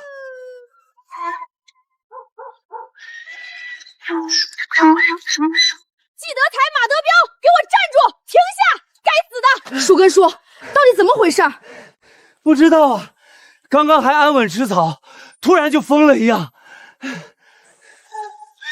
完了，冲进村子了！季德才、马德彪，你们两个给我站住！娘的，怪不得说4大摁不住，受惊的驴，过年的猪，生气的媳妇儿，上岸的鱼。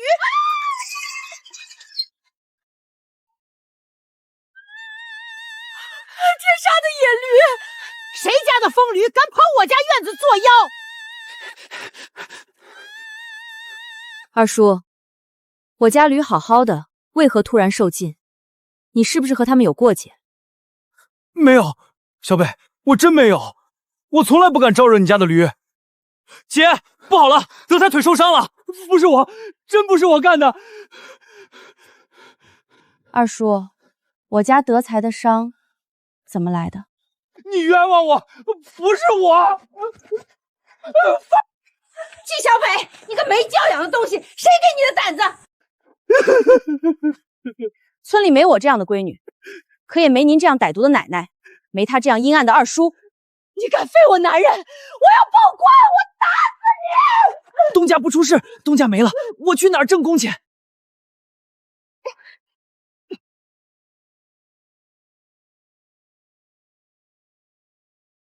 娘的，你抱我媳妇儿干什么？你们暗算我家2头驴，蓄意伤人毁物，我现在就去报官。娘，你快管管呀！外加你骑在咱们头上作威作福，这日子没法过了。大牛啊，你快回来看看啊！你闺女要把咱们家逼死了，没法活了。这驴也太凶了，老屋院子糟践的不成样子了。是啊，锅都踩烂了，好好一家人被牲口欺负惨了。各位婶子大娘评评理，我们家和老屋早已分家，井水不犯河水。可我二叔背地里蓄意祸害我家牲口，伤了2头驴。谁敢欺负我大闺女，我跟谁拼命！没想到我娘战斗力这么强，报官！我要报官！还报官？再闹我直接蹲大牢，见好就收。扯平了，这事扯平了，你快帮我把胳膊接上，疼死我了。抱歉，我不会接，你自己去医馆。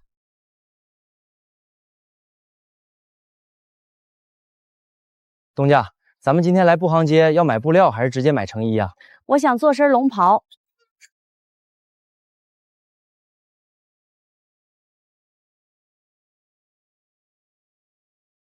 东家，我的祖宗，这话万万不能乱说。龙袍是皇家专属，传出去是要杀头株连的。你别慌，我不是要做真的龙袍，就是想做个款式差不多、仿样式的袍子而已。哦，我懂了，东家是想做龙袍的戏服，对不对？对对对，就是戏服。那简单，成衣铺子都有现成的戏服，咱们先去逛逛。这些都太粗糙了，版型、花纹都不对，完全不是我想要的那款。海霞，你去跟掌柜聊聊。好嘞，东家，你在车上歇着，我去沟通。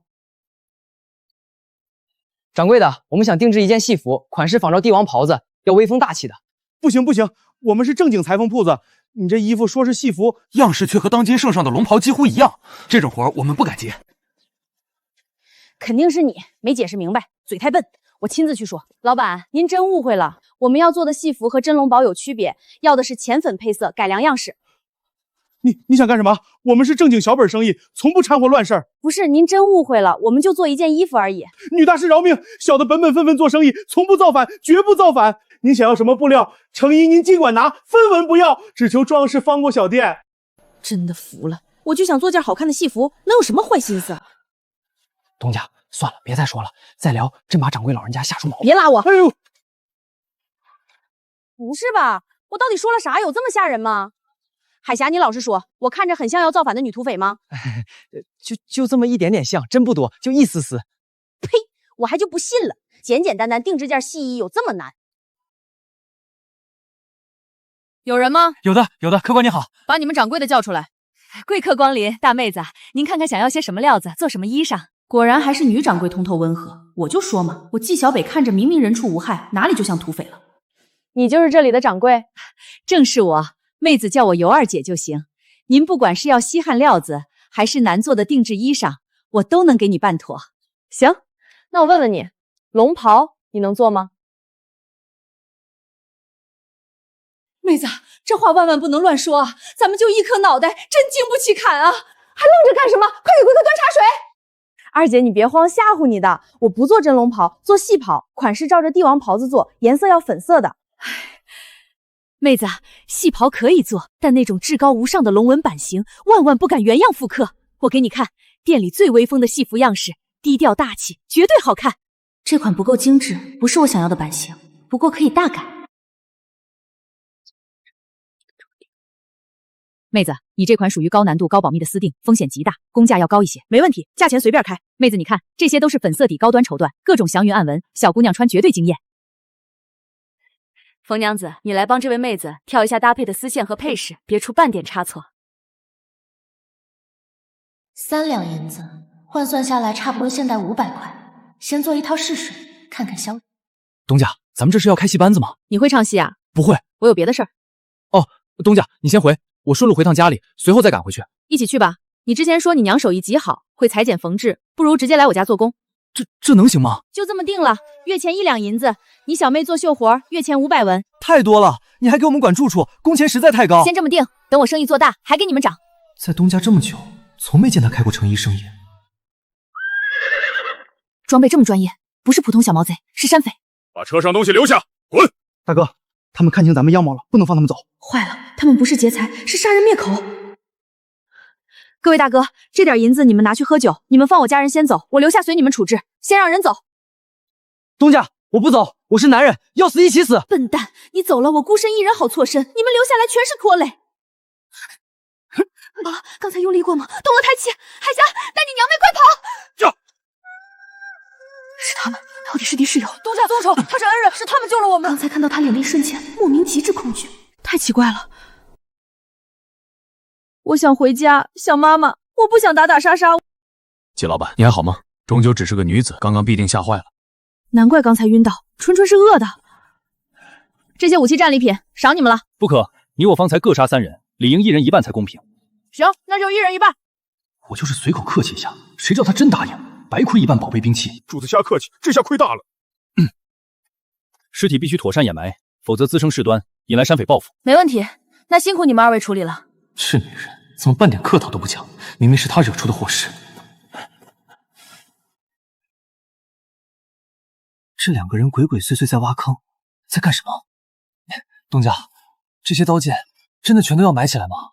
不然呢？私藏兵器，到时候坐牢的人可是你。凭什么坐牢的是我？太不讲理了！东家，为什么不叫那2位恩人过来搭把手？你好歹也是读书人，方才那2人舍命救了我们全家，这份恩情3生3世都报答不完，岂能连累救命恩人？说的没错，东家，是我目光狭隘了。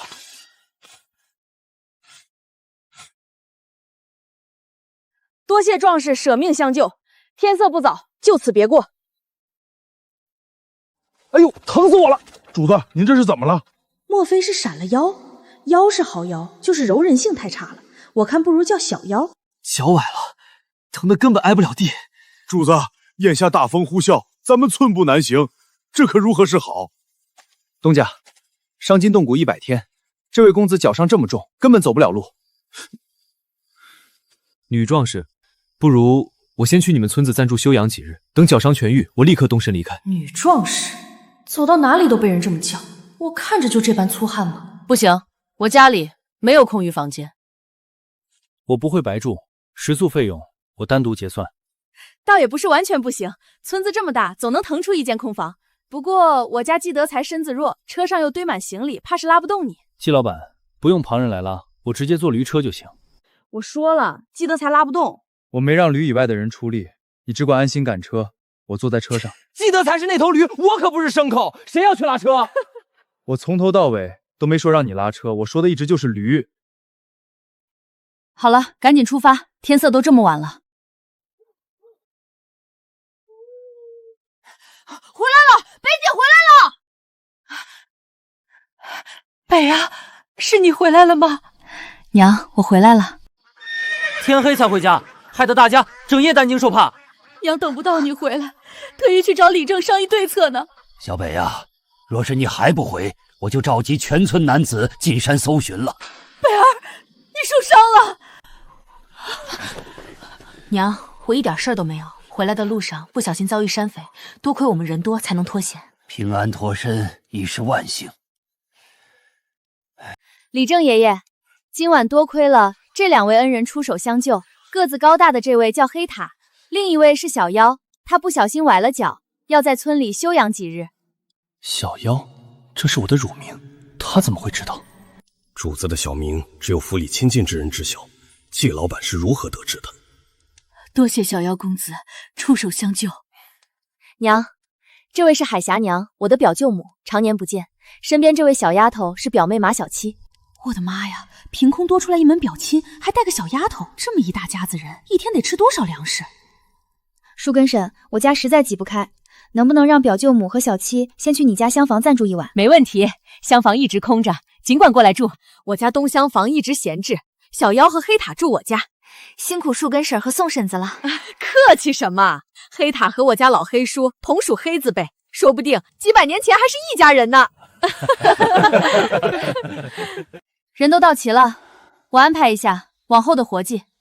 我这闺女怕是累糊涂了，家里连住处都凑不去，还要张罗做生意。我打算办一间手工作坊，有编手链的和成衣的，还有荷包、挂饰这类小物件。马婶子手艺精湛，负责裁剪缝做成衣。马小七、明儿还有马海霞负责编织手链。我娘、石头、小菊、小花作为机动人手，哪里缺人补哪里。我来统筹全局，一边开垦山地种草药，一边负责把这批手工货卖出去。眼下头等大事就是解决海霞一家人的住处，还有我们主仆2人的住宿问题。没错，还要安顿小妖和黑塔。小菊，我娘去哪儿了？我可不敢吭声，万一宋婶子过来追问作坊的事情，我实在没法接话。林嫂子，你家小北真是能干，要开裁缝作坊挣大钱了。家里巴掌大一点地方，人都住不下，还开作坊。宋婶子，您来的正好。昨天小妖2人叨扰您家，心里一直过意不去。我想把您家西厢房房租下来，按天结算房租。北丫头，房子本来就空着，谈什么租金？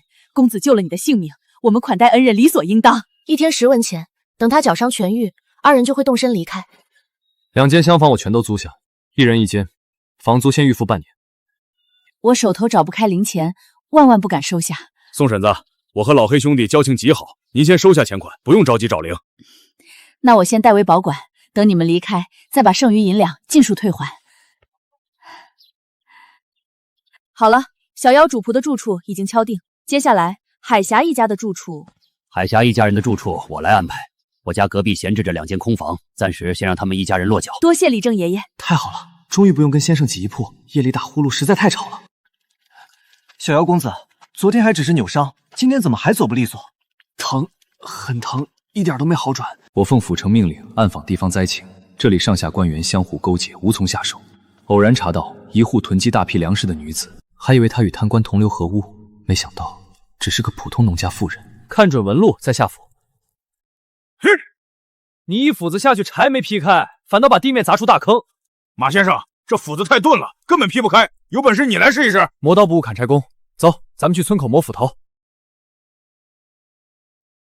季老板倒是清闲，这画的是什么？看着像是破烂的麻袋，画的还挺逼真。你想象力可真丰富，夸奖我收下，下次别乱评价了，行不行？龙袍的纹样图案清清楚楚地印在脑子里，画到地上就走形，偏偏还撞上这么个煞风景的人。别生气，季老板，你到底想画什么？说不定我能给你出出主意。我在画龙袍，你见过吗？见过，但是我不会画。看见院子里堆着的那几根朽木，还有那个大水缸了吗？搬到墙角的草棚里。主子，我去。这汉子一身蛮力，这口大缸少说也有100-200斤。怎么搞的？居然把草棚给推倒了！村里人夏天都在这儿乘凉的。你怎么不说？这棚子破烂不堪，差点把我和主子一起埋在里面。不行，你把草棚重新搭好。身法轻得像只蝴蝶，面不改色心不跳，绝对是深藏不露的高手。表姐，你这么盯着我想干什么？小姚表弟，我有件事想请你帮忙。你先说是什么事儿？你也看见了，家里老弱居多，我想教石头这帮孩子习武强身，日后遇到匪斗也好自保。我不会武功，你要是想请武先生，我可以托人帮你在外聘请。黑塔，立刻收拾你家主子的行李，马上离开季家湾。饭菜都快做好了，一口还没吃上，怎么就要走人了？姐，让他们走吧，除了添乱，半点忙都帮不上。表姐，我虽说算不上高手，教孩子们几招防身术还是没问题的，对吧，黑塔？对，主子说的没错。我就知道小姚表弟通情达理。这里挖一处沙坑，埋上木桩，再架起原木用来练习跳跃，再备几把木刀，还有绑腿麻绳，负重沙袋。沙坑、绑腿、沙袋，这里做基础操练场，那边可以开辟成力量训练区，再加一项骑射。骑射？难道骑上2头驴射箭，德彪和德胜能扛得住？要不先只练射箭算了。好，后续再慢调整。规划先到这里，循序渐进。明天你先考核海峡与石头的基本功。连我也要参训？六甲，好好听从东家安排。对了，东家，我儿子大名马六甲，您为何一直叫他海峡？表舅母，海峡是六甲的字，读书人都有字号。海峡先生文雅精重。原来是这样，惭愧啊，儿子的字号我竟一无所知。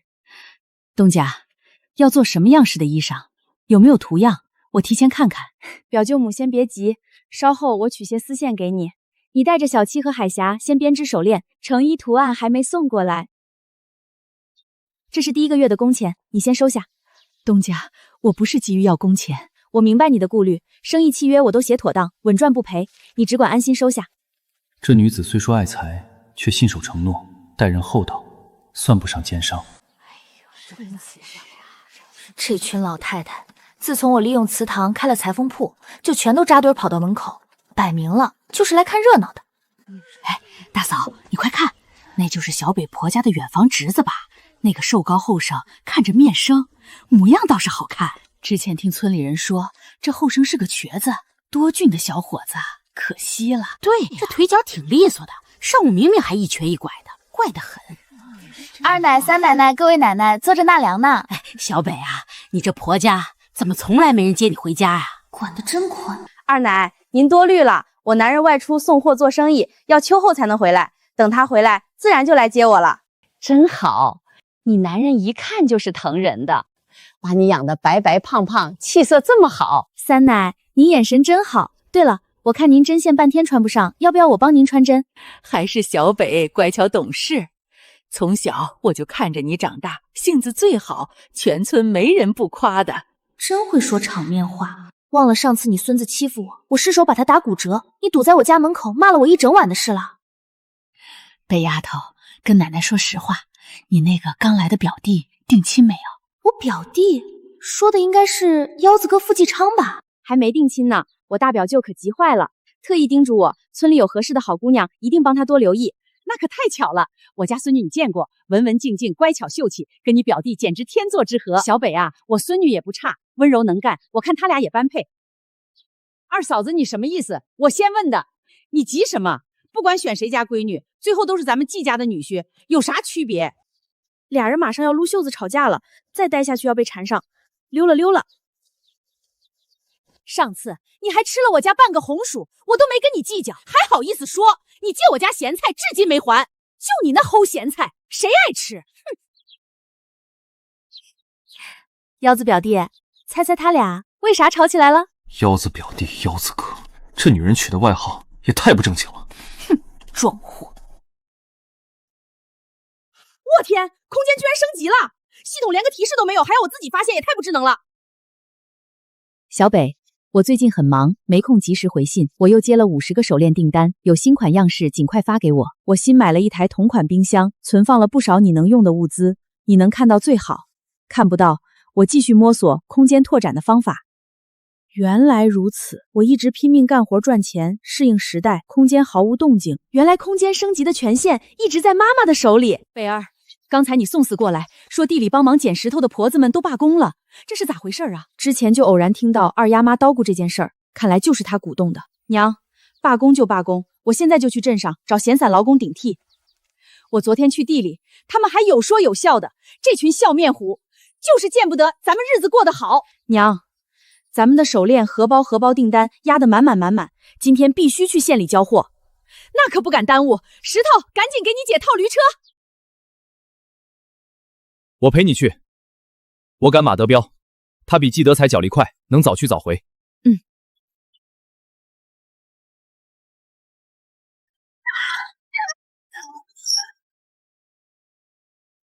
这群人衣衫破旧，听口音不是本地人。最近镇上外地流民太多，底细不明，雇陌生人太容易惹麻烦，不能用。中介登记备案，安全靠谱，不怕惹事，多花点钱省心。中介登记备案，安全靠谱，不怕惹事，多花点钱省心。给我找几个能干力气活的。客官，现在饭点儿，一时半会儿真凑不齐人手，实在没办法。别，客官别急，明天一早我保证给你凑齐。你办不到，就把你们掌柜叫出来。身形这么壮，肯定是个魁梧壮汉。壮士稍安勿躁，眼下正好饭点，隔壁面馆味道绝佳。壮士先去用餐，回来我必定给您凑齐人手。多谢掌柜，我问问工钱和中介费怎么算？中介费20文，雇工1天12文。我们行规必须包一顿午饭，不包饭，1人1天15文，可行？可行。壮士不对，客官说了算，全都听您的。我的天，这吨位也太吓人了！这要是摔一跤把本店砸坏了，我可赔不起。本店凳子不结实，不怪客官。不包饭就不包饭，1人15文，我马上安排。你家凳子太脆，吓我一跳。壮士慢走，一会儿见。开会啦！所有人都到祠堂大槐树下集合，村里有大急事儿。娘，你别去，去了也是白白受气，听消息就行，让石头一个人去参会。北啊，你说的对，那群长舌婆气死我了，故意罢工使坏，我一眼都不想看见他们。最近村里河水浑浊，土腥气重，老人小孩喝了都闹肚子，上游各村全都开始打井，咱们村也必须打井。对，再不打井不行了，我家孩子天天拉肚子。对，这水根本没法入口。各家都来人了没有？没来的举手。大牛家林氏来了吗？来了，我在。你妈和你姐呢？村里开会规矩，一家到1个人就行。一个半大孩子能做主摊前大事？打井要请师傅买青砖砌井壁，全部要花钱。上游村子打1口井，足足花了10两银子。如今各村都抢着打井，10两恐怕都不够。李正，咱们村里汉子多，力气足，为啥不能自己挖？隔壁村私自挖井，他井埋死好几个人。你想去送死，那也得打呀，不然全村人喝泥水过日子。闭嘴，没人当你是哑巴。咱们老一辈喝浑水扛得住，村里娃娃这么小，不能毁了身子。我活一辈子，从没见过河水连年浑浊，到底是天灾还是人祸？我身为族长，无能为力，愧对全村。灾荒年，单打独斗活不成，全村抱团才能活命。村里如今日子好过的就那几户人家，好心带大家挣钱，可总有人不知好歹，嫌钱少活累，背后阴人使坏报复。从今往后，不管季姓王姓，再敢窝里斗，阴害邻里，全部逐出土埔，赶出季家湾。全村一共32户，10两银子均摊到户。树根，你上来算。10两银子，这么大的数，我怎么算得出来？海霞，快来帮忙算算，32户摊10两银子，一户该出多少？李正爷，一户320文。还得是读书人，一眨眼就算出来了。好，太厉害了，多亏了你。小北呢？怎么没见人？北儿，族爷爷和李正爷来看你了。头好痛，疼死我了！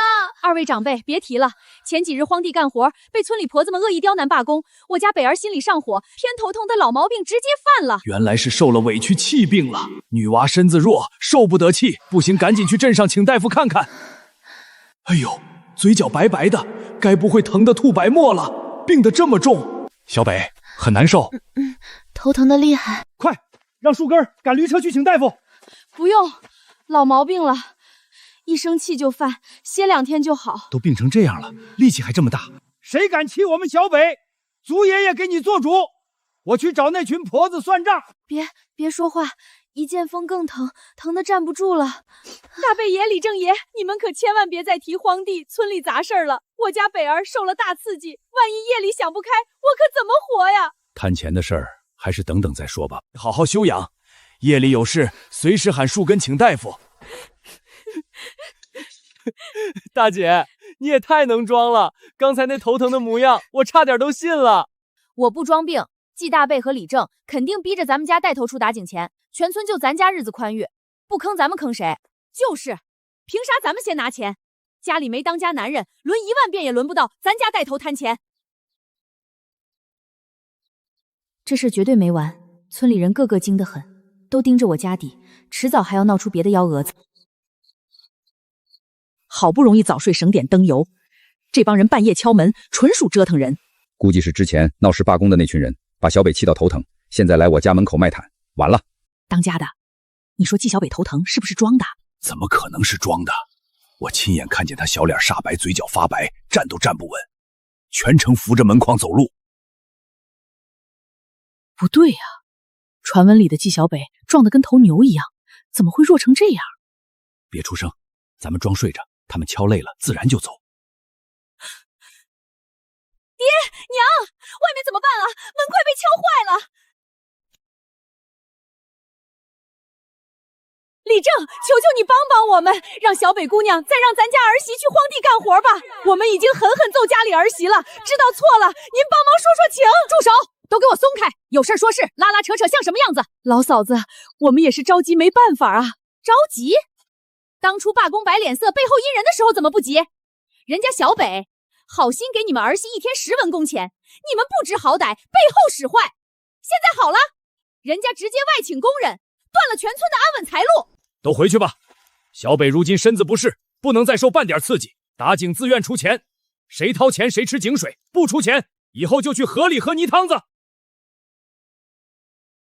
娘，我去一趟县城交货进货。等一下，笑，等回来我再跟你算账。走了。错了，德彪别回头，跑反了。我明明让他在家盯着开荒工人，怎么偷偷跑出来了？我是不是落东西在家里了？你落我了。我不是让你在家吗？石头和海峡足够盯场了，我是怕半路有人把你的马德彪拐跑。原来我在小妖主子心里这么重要。把你兜里的蛋藏严实，别露出来。我的蛋不用你管。二姐，这衣服不对，翻领腰线下摆坠子全都和我跟冯娘子订的样式不一样。妹子，冯娘子丈夫去世不干了，这批是别的裁缝顶替做的。如今世道乱，人心慌，谁还有心思静细做活？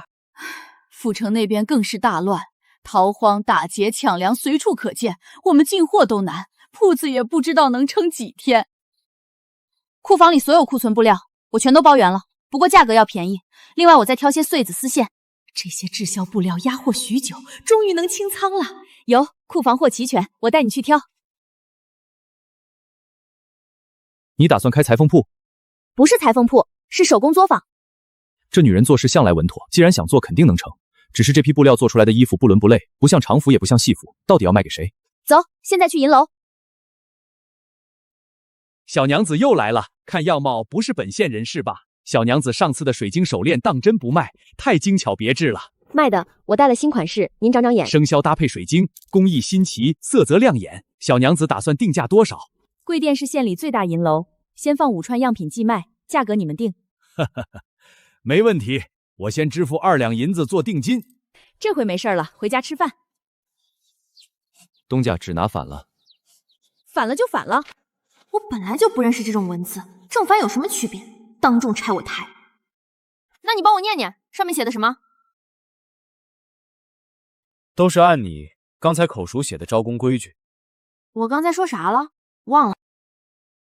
新开手工针线织穗、串珠、制衣作坊现公开招工。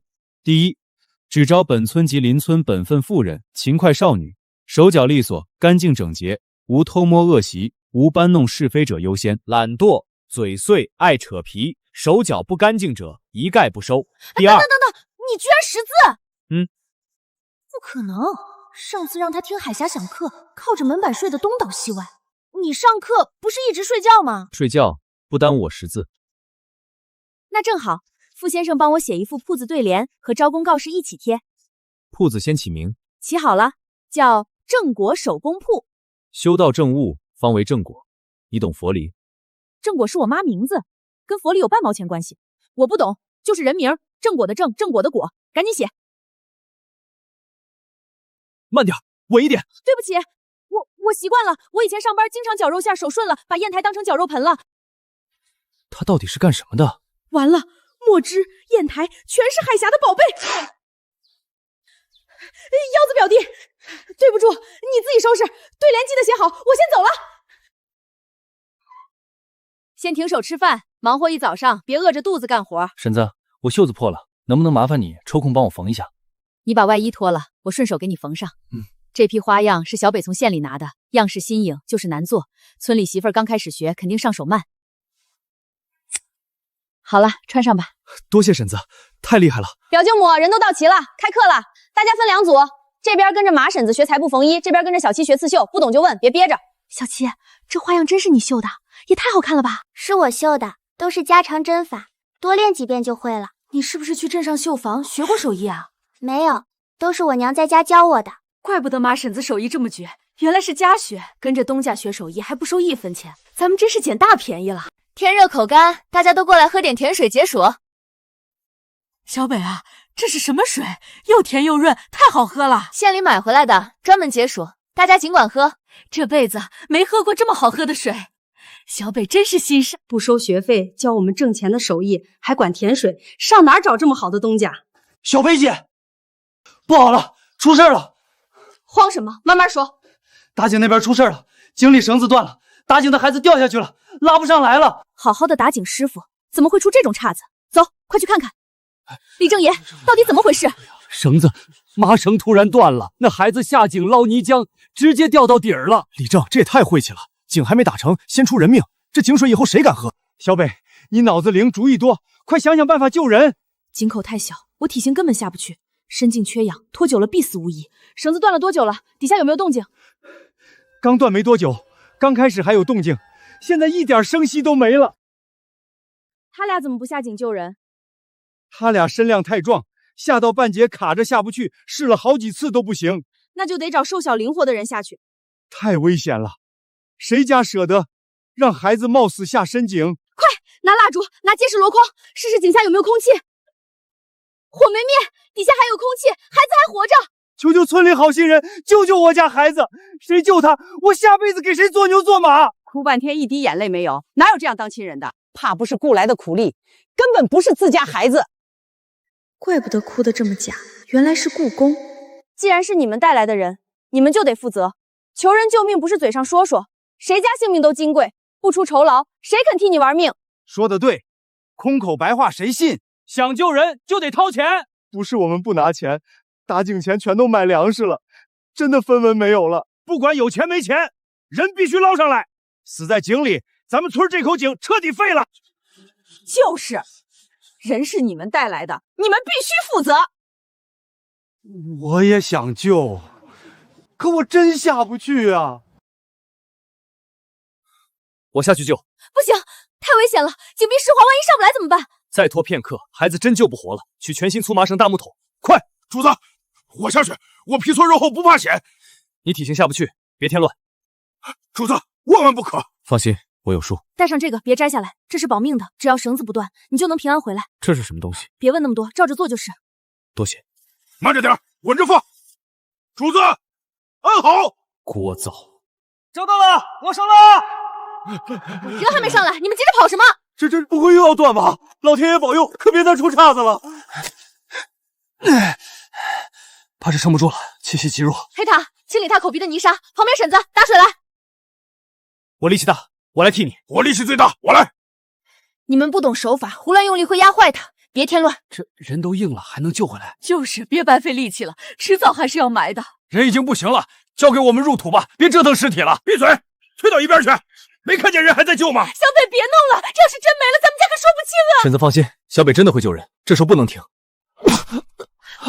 这活了！你们干什么？瞧你这身排骨，硌得我手都疼。我能干什么？你不是慈水镇那个小乞丐吗？不好好讨饭，跑来季家关下深井捞泥浆，不要命了？年景不好，讨饭也未必能活，能换口饭吃，什么活都得干。工钱结给我。多谢小哥哥救命之恩，多谢女壮士救命。好啊，他是小哥哥，我就是女壮士。站住，别想跑！怎么留我吃饭？管饱我就不走。跟姐回去，姐管你饭，顿顿管饱。这孩子贼精贼精的，一看就不是安分的。你带他回去干啥？妈，你放心，他家跟咱们供货的商户是亲戚，他就是年轻气盛，赌气跑出来，收留他吃一顿饭，卖个人情，以后拿货也方便。那赶紧带回屋吃饭。黑子哥，好久不见，我还挺想你的。你可以啊，给人家修个窗子，直接住东家家里了。闭嘴，不许乱说。季姑娘是我东家，更是你的救命恩人。不就是一条命，以后我还她就是。就你这瘦得像柴火棍的样子，拿什么还？吹牛不怕闪了舌头。季姑娘，你之前给我的头罩，在井北救人时不小心掉进井里，丢就丢了，没事儿。那东西很奇特，带着呼吸特别顺，到底是什么？我爹留下的旧物件，我偶尔气短拿来带带，不值钱，丢了不用赔。那我补偿你，教你本事。好，教我内功、骑射。不行，内功需要先站桩49天，一步不能少。那你把我头罩还我，立刻，马上。目前没有战马，无法教授骑射，可先教你拉弓射箭。没事，咱们有驴，骑驴射箭也行。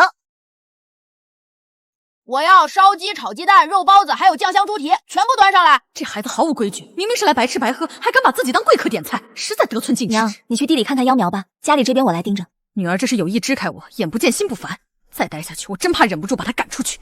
这季小北看着白白胖胖，家里竟藏着这么多好吃食。乖，这香味儿，馋得我口水直流。多谢东家款待，这些剩菜我带走，不浪费。我奶奶说东家是大善人，以后东家有事儿就去后山石洞找我们。我等的就是这句话。这孩子一点就通，是个懂得回报的。你要干什么？想把东家给我的东西抢回去？隔壁婶子救命啊！有人抢东西了！之前让你打听的事，查到多少？放心，消息绝对靠谱。之前霸占粮食的高员外，全家连夜搬走，囤积的粮食一夜之间全部消失。还有个重要消息，县里的师爷这几日总往慈水镇跑。师爷具体去了慈水镇哪一派？别耍小聪明，老实说。我说，就在慈昌街，具体哪家我没摸清，真的就这些了。继续帮我盯着，有新消息立刻来村里找我，少不了你的银子。这小子贪财，但守信，身份不起眼，倒是个合适的眼线。怎么了？出啥事儿了？这批新的花样子有问题，我裁了几块料子，全部不合规。坏了，花样子是县里上家给的，出问题还要来回跑县城修改，太耽误工期了。你先回去稳住绣娘缝工，我去叫小北过来。裁剪出来根本没法做，你看这间线前后片对不上，绣老也错位，全部废了。你先别急，看看能不能微调修改。我不敢改，我以前在裁缝铺做工，所有制作必须严格按照，都不能改。要是擅自改动，上家拒收，这批成衣的损失，咱们作坊承担不起。这样，制衣的活先停一停，你这几天专心给大家教针法裁剪课，图纸我留下来研究。行，只能先这样了。这图纸零碎太多，线条复杂，宽窄曲直全是细节。你看得懂这个？离谱！一个古代大男人还懂服装设计图纸，装模作样的吧？不对，他读书识字，心思缜密，不会是看出这图纸不是寻常古样了吧？我知道哪里错了，难怪马娘子裁剪出来全部不对。你真看明白了？捡到宝了！活捉一名隐藏的古代服装设计大神。你看这里，插绣预留空间不足，成衣后下摆必然上翘。我去叫表舅母过来，你跟他讲。免费武功师傅，还附赠免费服装设计师，我简直是吉利体质，想要啥来啥。对，就是这个问题。我做的时候总觉得别扭，死活找不出错处。小妖，你也太厉害了！快，你重新画一张正确的花样子。好了，看着和原图差不多，但是细节优化了。不管了，先夸。辛苦小妖表弟，太谢谢你了。老实交代，你到底是什么人？又会武功，又会看服装图纸。自小看着母亲做针线裁衣，耳濡目染。你母亲会裁衣服？略懂一点。那你还能干别的吗？我说过，你不站桩49天，我绝不教你内功。不是内功的事儿。你脸红什么？我有个大生意，想拉你入伙。赚钱呢？当然稳赚，咱们2-8分，我8你2。没兴趣。3-7，我7你3，这总行了吧？刚缝好的袖子，绝对不能再扯烂。你就动动笔，画画图纸，坐着喝茶画画就赚钱，多轻松！成交，把你怀里藏的零食都拿出来，还有刚才吃的大梨，还有那个臭臭香香的水果，拿出来。呸！榴莲带刺，往怀里塞想扎死我啊！你爱吃不吃？从这小财迷嘴里抠吃食，属实不容易。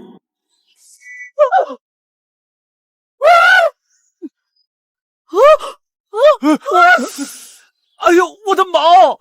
东家，什么东西黑乎乎的？我抓的是腿毛。纪小北，你想干什么？擅自闯进别人屋里，不知道敲门吗？谁知道你们2个关着门在屋里偷偷干啥？我只是好学请教问题，谁知道小妖突然让我帮他揉腿，我太冤了。行了，我啥也没看见，你们俩下次关门记得插栓，别让人误会。我的天，这腿毛也太长太密了，吓人！站住！你来后院干什么的？我就是来看看新的花样子画完没有。时辰差不多了，该轮到你练功了。脸上干干净净，腿毛怎么又长又密？夜里翻身会不会被扎得半夜疼醒？发什么呆？腿毛不是，我是说马德彪最近掉毛太厉害了。我天天给他刷毛，没见掉多少。握紧弓，双腿扎稳。打中了，你快看！话都还没讲完你就射中了，一箭锁喉，云中射焰，好剑法。纯属瞎蒙，我都没看清在哪儿。瞎蒙？这个人越来越看不透了。驴背上骑射，你总该不会了吧？这个还真把我难住了。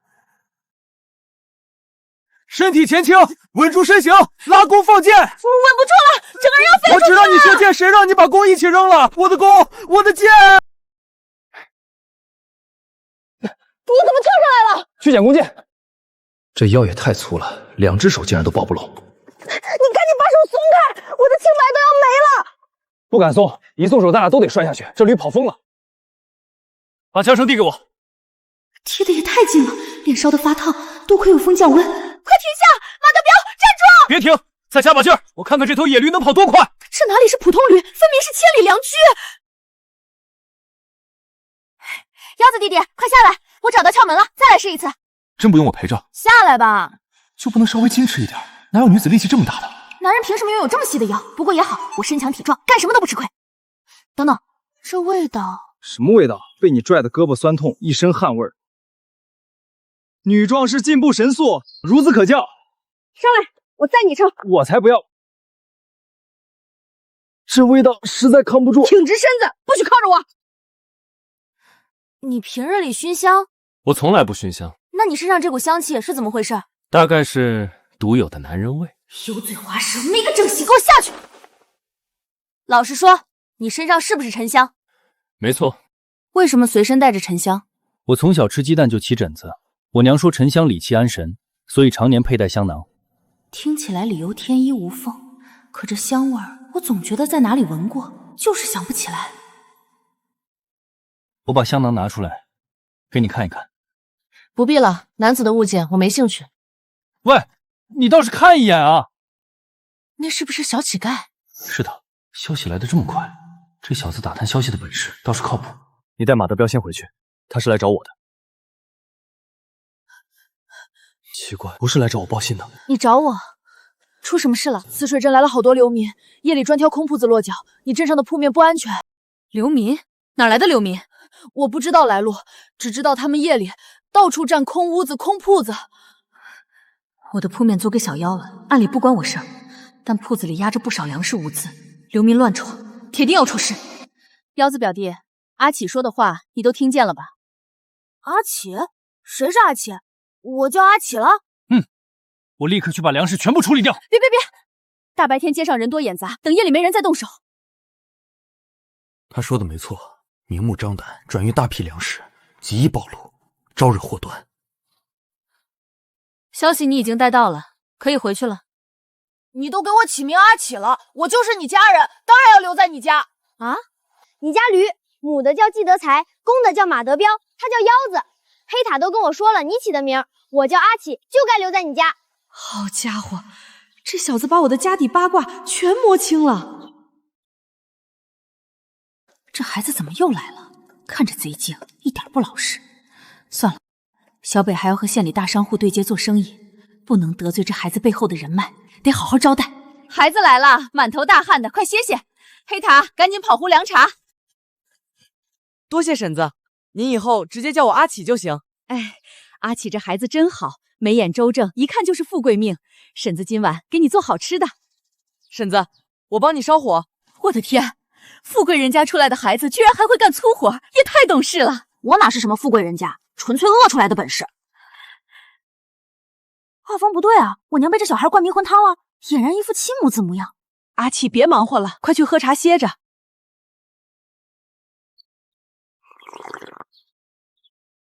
表弟，关于那批粮食，我有个绝佳主意，你要不要听？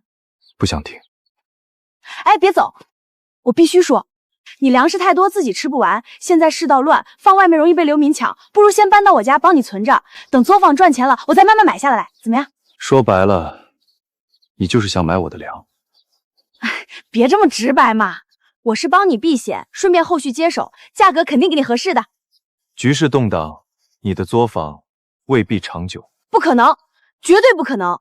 穷人流离失所，富人照样穿衣享乐。你出身富贵，比我更懂这个道理。高端针线手艺永远不愁卖。说的没错，乱世刚需，精工手艺最是保值。行，按你说的办。不好了，荒山上的草药被人挖了！别急，慢慢说。谁挖的？陌生人，我看见他们挖咱们的秧，我拦着他们还要打我。别哭，等着，替你出气。哪里来的小野崽子，敢来季家村偷药材？看我锄头伺候！慢点，慢点，别闪了老妖！北丫头，那些挨千刀的挖咱们草药。我知道了，一起过去看看。你咋空手来的？拿着防身。二奶，有您在就够了。这群眼瞎的，野草药材都不清，跑得快，算你们走运。下次再让我撞见，直接拧脑袋。奶，别气了，都是外村流民，咱们先摸清情况再说。应该是上游村的，那边旱得厉害，那野菜全吃光了，老的咬不动，只能跑到咱们村抢挖东西。到处都是荒山，怎么会没野菜吃？久旱无雨，草木长老发硬，根本咽不下去。奶，你们看，就是他们。谁敢动我季家村湾一根草，我就让他们断子绝孙！哎呦，我的脚！爷爷，您没事吧？有没有踹伤？没事儿。这件事儿，咱们商量个对策，不能就这么吃亏。李正，这事儿绝对不能忍，不能让外人小瞧了季家村，必须打回去。没错，今天大白天就敢进咱们村偷秧苗，明天指不定偷什么，绝对不能让他们得逞。大家别冲动。现在世道乱得很，听说镇子破庙住了一群带刀的陌生人，依我看，别贸然动手，先观望观望，稳妥一点。北丫头，这事你怎么看？李正爷，村里的大事自然是你们长辈拿主意就行，后续有用到石头的地方，尽管开口，我们姐弟绝无二话。你们别小看北丫头，她虽是外嫁女，但如今常住娘家，就是咱们季家湾的人，大家都清楚。她开了铺子，让村里所有妇女足不出户就能贴补家用，她是咱们季家湾的大恩人。这丫头心思细，有见识。今天这事儿，咱们都听听她的意见。说得对，大牛家的闺女最有出息，脑子比我们这些粗人灵光，让她说说办法。既然各位叔伯不把我当外人，那我就直说了。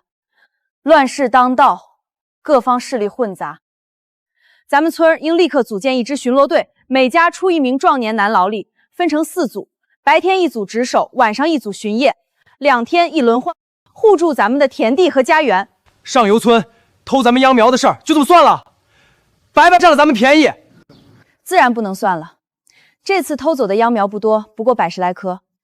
李正爷已经和他们村里里程交涉过，若是他们还敢再来偷拿东西，大家当场抓住，直接捆绑起来，按规矩报官处置。如今乱世，2村内斗厮杀，反倒让旁人坐山观虎斗，最后白白捡了便宜。北丫头，爷爷有件事想求求你。李正爷，您是不是想说村里新组建的巡逻队需要学些拳脚功夫？我悄悄看过小妖教功夫，招式实用，简单好学。你看能不能？没问题，这事儿包在我身上。好，组建巡逻队的所有事宜就交给我来安排，大家先回去休整，明日一早准时操练。李正，不好了，上游村好多人杀过来了！欺人太甚，偷了咱们的秧苗，还敢找上门来！今天非得好好收拾他们。就是，我家被挖了几10棵秧苗，要不是李正拦着，我早去上游村讨说法了。得寸进尺，正好借机立住咱们村的底气。李正爷爷，巡逻队原地待命，不要冲动。石头，快去把小妖喊过来。小北，他们人很多。是啊，季家村从不惹事儿，但也绝不能被人欺负。笨丫头，你不懂，上游村不是善茬。20年前，两村为了河水就结过仇，积怨已久。他三奶，那都是20年前的旧账了。当年2位李生当众和解，早就翻篇了。今日咱们只论他们偷挖窑的新账，不提旧事。黑子，木头放回后院，你和阿奇跟我们去村口。好嘞，真是怪事。我去荒山砍2棵树，居然还有人拦我。荒山上的树，难道还分谁家的不成？就是，太不讲理了。北啊，这个孩子就别去了，人太小。石头能去，我就能去。小北姐说了，我是营养不良，多吃些饭就好了。李正，您放心，谁挨揍，阿奇也不会挨揍的，他机灵得很。行，那就一起去。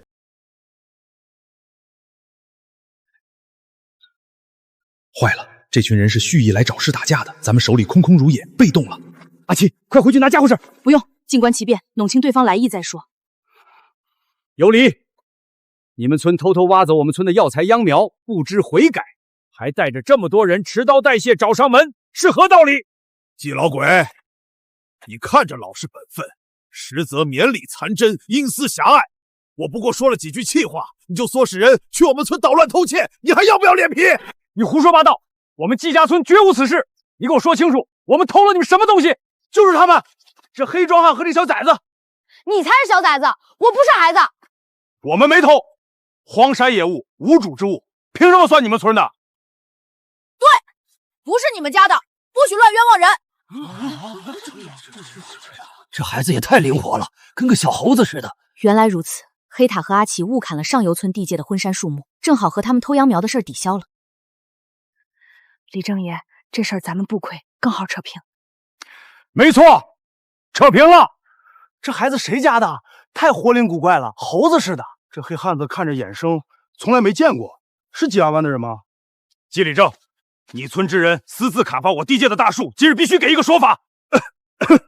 2个孩子不知情，误砍了树木而已。说到底都是误会，互相扯平，此事就此结果。有理正，2个孩子纯属无心之失。就像你们村村民不知母秧苗是我村作物误挖一般，如今误会解开，日后各司地界，互不侵犯，岂不两全其美？不行，2棵大树何其粗壮，不能这么算了，必把木头还给我们。可以，那也请有理正把你们偷走的秧苗原样归还。完了，秧苗早就被我们王娘当野草，喂家里兔子。秧苗还不了了，村里妇人不知情，全都为了牲畜，无从归还。既然如此，便互不相欠，此事作罢如何？你们就是故意耍赖，别想糊弄过去。我们亲自去把木头抢回来。谁敢踏进季崖湾地界一步，先问问我这双拳头答不答应？我在上游村掌权多年，颇有威望。今日若是被人吓退传出去，颜面尽失。老季，邻里相处多年，你素来明理，几棵秧苗不值钱，但私砍进山树木，违反大北朝规矩。这事儿若是报到县里，你这个理政之位，怕是保不住了。坏了！黑塔砍的正是官府明令禁止私砍的进山树木。有理正，如今世道纷乱，流民四起，县令将安置流民列为头等大事。你非要为2棵树木小题大做，越级告状，且不说里长会不会理会你，单是你纵容家眷带头偷窃邻村作物，挑起2村纷争，真闹到里长面前，你觉得你的理政之位还保得住吗？这女子看着圆润，心思却极其缜密，逻辑清晰，直击要害。老尤，既然说不清，那咱们就去找里长评理。走，走，我们不怕。明明是他们私伐树木，一个肥婆妇人也敢在这里胡言乱语，搬弄是非。肥婆，你再敢叫她一声肥婆，我今日就让你肿成真正的肥婆。我错了，英雄饶命，女大侠对不起，我再也不敢。年轻人看着精瘦单薄，力气竟然恐怖如斯。季家湾何时有了这般厉害的人物？我们季家温人不犯我，我不犯人，人若犯我，我必寸步不让。你们偷窃在先，秧苗无法归还，我们的木头绝无归还可能。撤，我们先撤。我出手帮他解围，他竟半点感激都没有。这套衣服是女儿根据我的现代设计图改良的，融合了古典韵味与现代审美，针脚细密，纯手工制作。小北村里只有20多个女工，全程手工裁剪、缝制、刺绣，工钱低廉，简直是绝佳的货源。任小姐，您看看这衣服怎么样？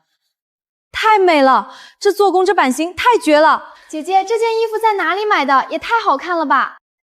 这是我们家原创的手工服饰，过几天店铺上线，大家可以进群蹲新品。看大家的反应，这套衣服绝对不愁卖。这是限量版款式，全网仅有1万套，数量稀少，非常抢手。郑姐，请问是哪位设计师的作品？是我们专属御用设计师，等后续有机会，我带他和您见面详谈。任老板是首次合作，专属货源肯定要为您预留。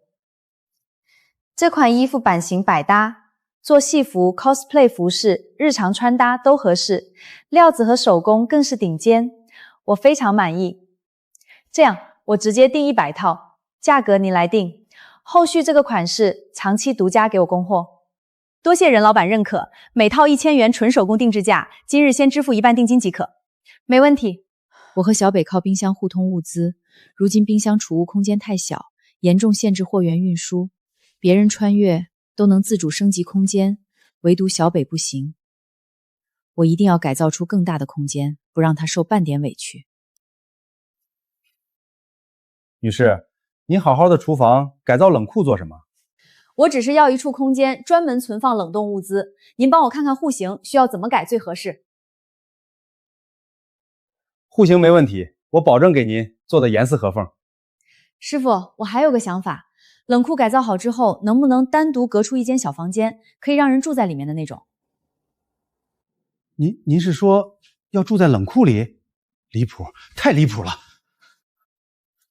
大姐，我上有老下有小，您就饶了我吧。师傅，您想歪了，我就是需要大的空间而已，只要活做的精细，价格您随便报。大概率是我想多了。好，女士，这活我接了，我先测量尺寸，给您核算精准报价。麻烦师傅帮我保密，小区邻里若是询问，您就说是普通厨房翻新即可。您放心，我们行业有职业操守，绝对守口如瓶。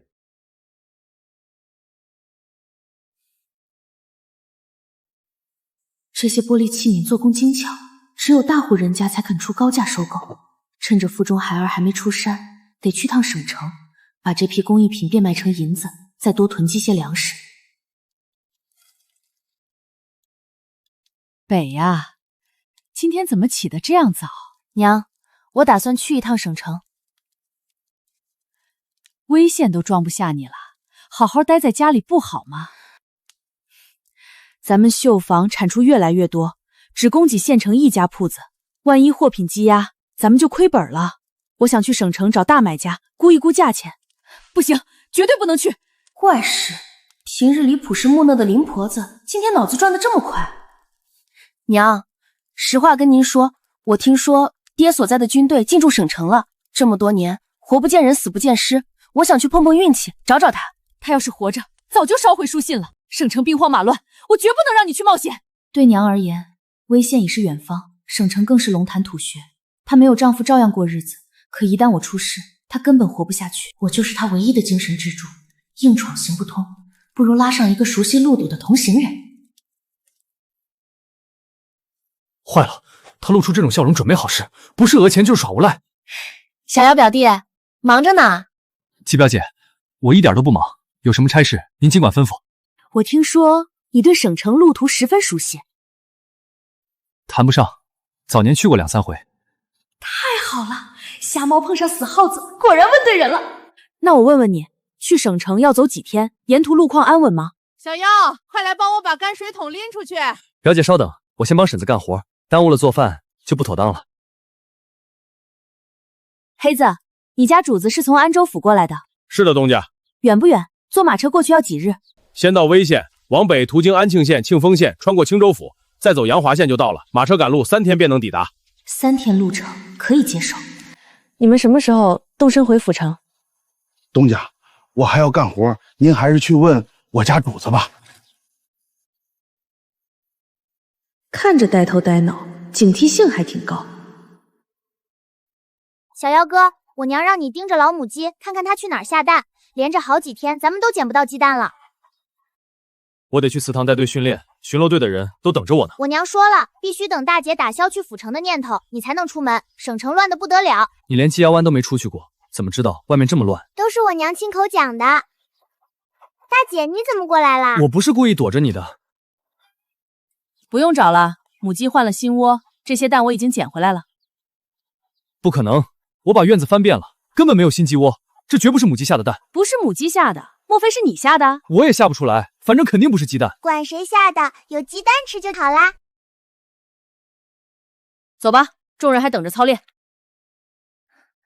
小北妹子，你这里还招人吗？我们都会刺绣手艺，我们绣一块帕子要3、4天，只能赚10几文。昨日去交货，县城绣坊居然关门了，听说老板逃难去府上投亲了。当初招工，你们个个不肯来，原来是自己接了县里绣坊的私活。小七，过来。几位嫂嫂手艺过关，可以直接上工。确实不错，行，那就都录用。太谢谢你了，小北。多亏了妹子，不然我们都不知道咋办了。小北，我能不能也进铺子干活？当初开垦荒山，就是他和二丫娘带头挑唆婆子们罢工闹事，现在见绣坊挣钱，又厚着脸皮找上门。你会刺绣还是缝日？我只会缝衣服，手艺不好，但是我肯学。新人培训已结束，等下一轮招工，你再来报名吧。小北姐，我娘发现丢了一块裁剪好的丝绸料子，到处都找不到。那块丝绸是小妖特意叮嘱的用料，凭空不见了。先不要声张，重新裁一块布料顶替，我慢慢查清这件事。小北姐，二丫3天后就要出嫁了，嫁给一个猎户。昨日她大嫂连丫请假，说是去置办嫁妆。丢失的那块料子尺寸不大，刚好能缝制一件红肚兜，十有八九连夜偷去给二丫做嫁妆了。连夜，你出来一下。红绸妹子别急，慢慢来，扎到手了吧？二丫出嫁仓促，来不及置办礼物。我出嫁时留了一块红绸，本想做肚刀，索性送给你，你帮忙给二丫缝出来。说来也巧，咱们作坊前几天刚好丢了一小块同款丝绸。多谢东家，我记下了。行，你先回去，把红绸妹子帮我叫过来。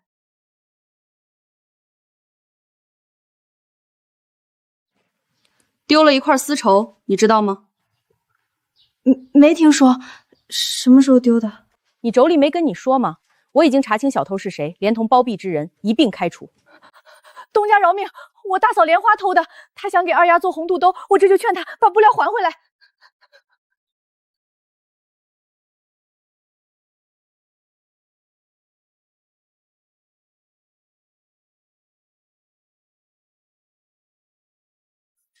东西我还给你，纪小北，你处处针对我们一家人，我就是不服气。工钱都在这里，点清楚数目。东家，求求您原谅我大嫂这一回。你要是再求情，我连你的工钱一起结算。我好好干活，不走。这件事只有我和弟妹2个人知晓，一定是刘红头出卖了我。我早就劝过大嫂不要偷窃，她偏偏不听，到头来还要记恨我。北丫头，你太厉害了，怎么一下子就揪出小偷了？不过是随口一诈，咱们作坊里就他心思不老实。行，那我先出去干活了。你在这儿呢，找你一圈也没个人影。天气这么热，你把罩衣脱下来，我洗洗，很快就能晾干。娘，不用麻烦，我回家清洗就行。这件衣裳还是海霞娘刚做的，怎么短短几日就紧小了？天太热，布料缩水了。不对呀，缩水不会只紧肚子。北丫头，你跟娘说实话，是不是有身孕了？完了，瞒不住了。娘，老天爷啊，这可如何是好？您别慌，说不定我只是长胖了。您看我身手利落，连山匪都打得过，哪里像是怀胎的身子？也对，可他身子硬朗，实在拿不准真假。走，跟我回家，我要查验清楚。娘小声些，当心有人听见。原来是只野猫，差点把我魂都吓飞了。这是小妖时常投喂的那只花猫，长得比我都胖。娘，我肚子疼，想去茅厕。娘，季三奶找您，说是有要紧事儿。早不来晚不来，有事儿都不能自己做主吗？柳家都把休书送回来了，小北要是真有了娃，柳家肯定不会认。都怪季大龙，活不见人，死不见尸。闺女出这么大事，我连个商量的人都没有。死鸡崽子，不下蛋，只会到处拉屎，吃的比谁都多，看我打死你们！我这辈子是造了什么孽？当初季大牛非要把你嫁到柳家，现在倒好，我闺女受尽委屈，往后可怎么活啊？完了，怎么撞见婶子哭了？哎呦，我怎么才想到？小妖无父无母，长相周正，年纪和小北也匹配，正好陪我闺女。林婶子，您没事吧？方才怎么突然摔地上了？幺儿，婶子没事儿，你过来问你几句话。婶子您尽管问。快坐，你来咱们村里住多久了？怎么突然这么和善？以前总拿白眼瞪我，是我欠饭钱房租了？约莫1个多月了。婶子，是不是我该补饭钱了？提什么饭钱？咱们早就是一家人了。婶子问问你家里还有什么亲人？家中亲人都不在了，如今就我和黑塔2个人相伴。他今天绕来绕去，肯定有事，不如让他直说。婶子，你有什么事儿直接讲，只要我能办到，绝不推辞。幺儿，你跟小北相处这么久，也知道他是个好孩子吧？小的，小北姑娘心底善良，就是性子刚烈了些。不是刚烈，他是对事不对人。好，对事不对人。婶子，您到底想说什么？咱家手工坊离不开你，季德才、马德彪都靠你照看，村里巡逻队缺不得你，咱们家更是少不了你。说了半天，合着我就是免费干活的苦力。婶放心，我不会走的。不走就好，以后安心在家住着。对了，你怎么独自回来，没和小北一道？我回来取点东西，拿完马上出去找他。快去，我这就下厨。等会儿记得喊小北回家吃饭。今天婶子古怪得很，之前对我冷眼相待，现在热情过头了。我的小闺女是个小财神儿，人美心善，俏美人儿，配个郎君身材魁梧，心底厚道，银子多哟。我的亲娘哎，这是怎么了？一把年纪唱这种曲子，难不成她想给自己找后爹？北啊，你回来了，小妖回来了没？不对劲，娘什么时候这么关心傅继昌了？不会是她看上小妖了吧？小妖比石头大不了几岁，我的3观要碎了。娘，小妖她算是表弟。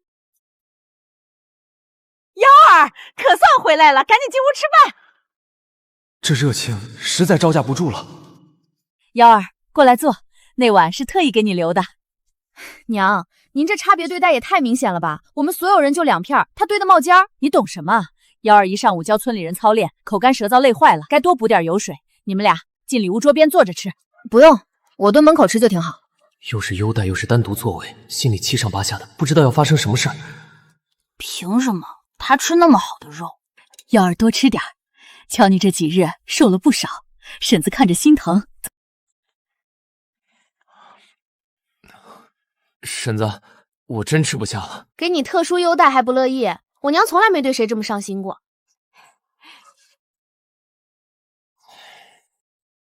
娘，你跟着我进来干什么？我干什么？你心里不清楚？跟我说实话，你身子到底怎么回事？您自己看，就是单纯长胖了，胳膊腿全是肉。平日里身上有没有不一样的感觉？一点异常都没有，跟从前一模一样。月是多久没来了？记不清了，我本就不准，有时候隔3、5个月，有时候1月来2次。你跟柳家那男人有没有同房过？没有，他根本算不上男人，我被他家休了，高兴还来不及。他俩从未圆房，那小北发胖不可能是怀了孩子。我的苦命闺女，是娘害了你，当初不该听你爹的话，把你嫁过去。娘别哭，都过去了，我现在日子过得安稳，挺好的。季大牛那个挨千刀的，当初非要把你远嫁柳家，柳家那群人没有一个好东西，是我糊涂，方才还问那种蠢话。柳家那小子不行，怎么可能有身孕？只是你胖的实在反常。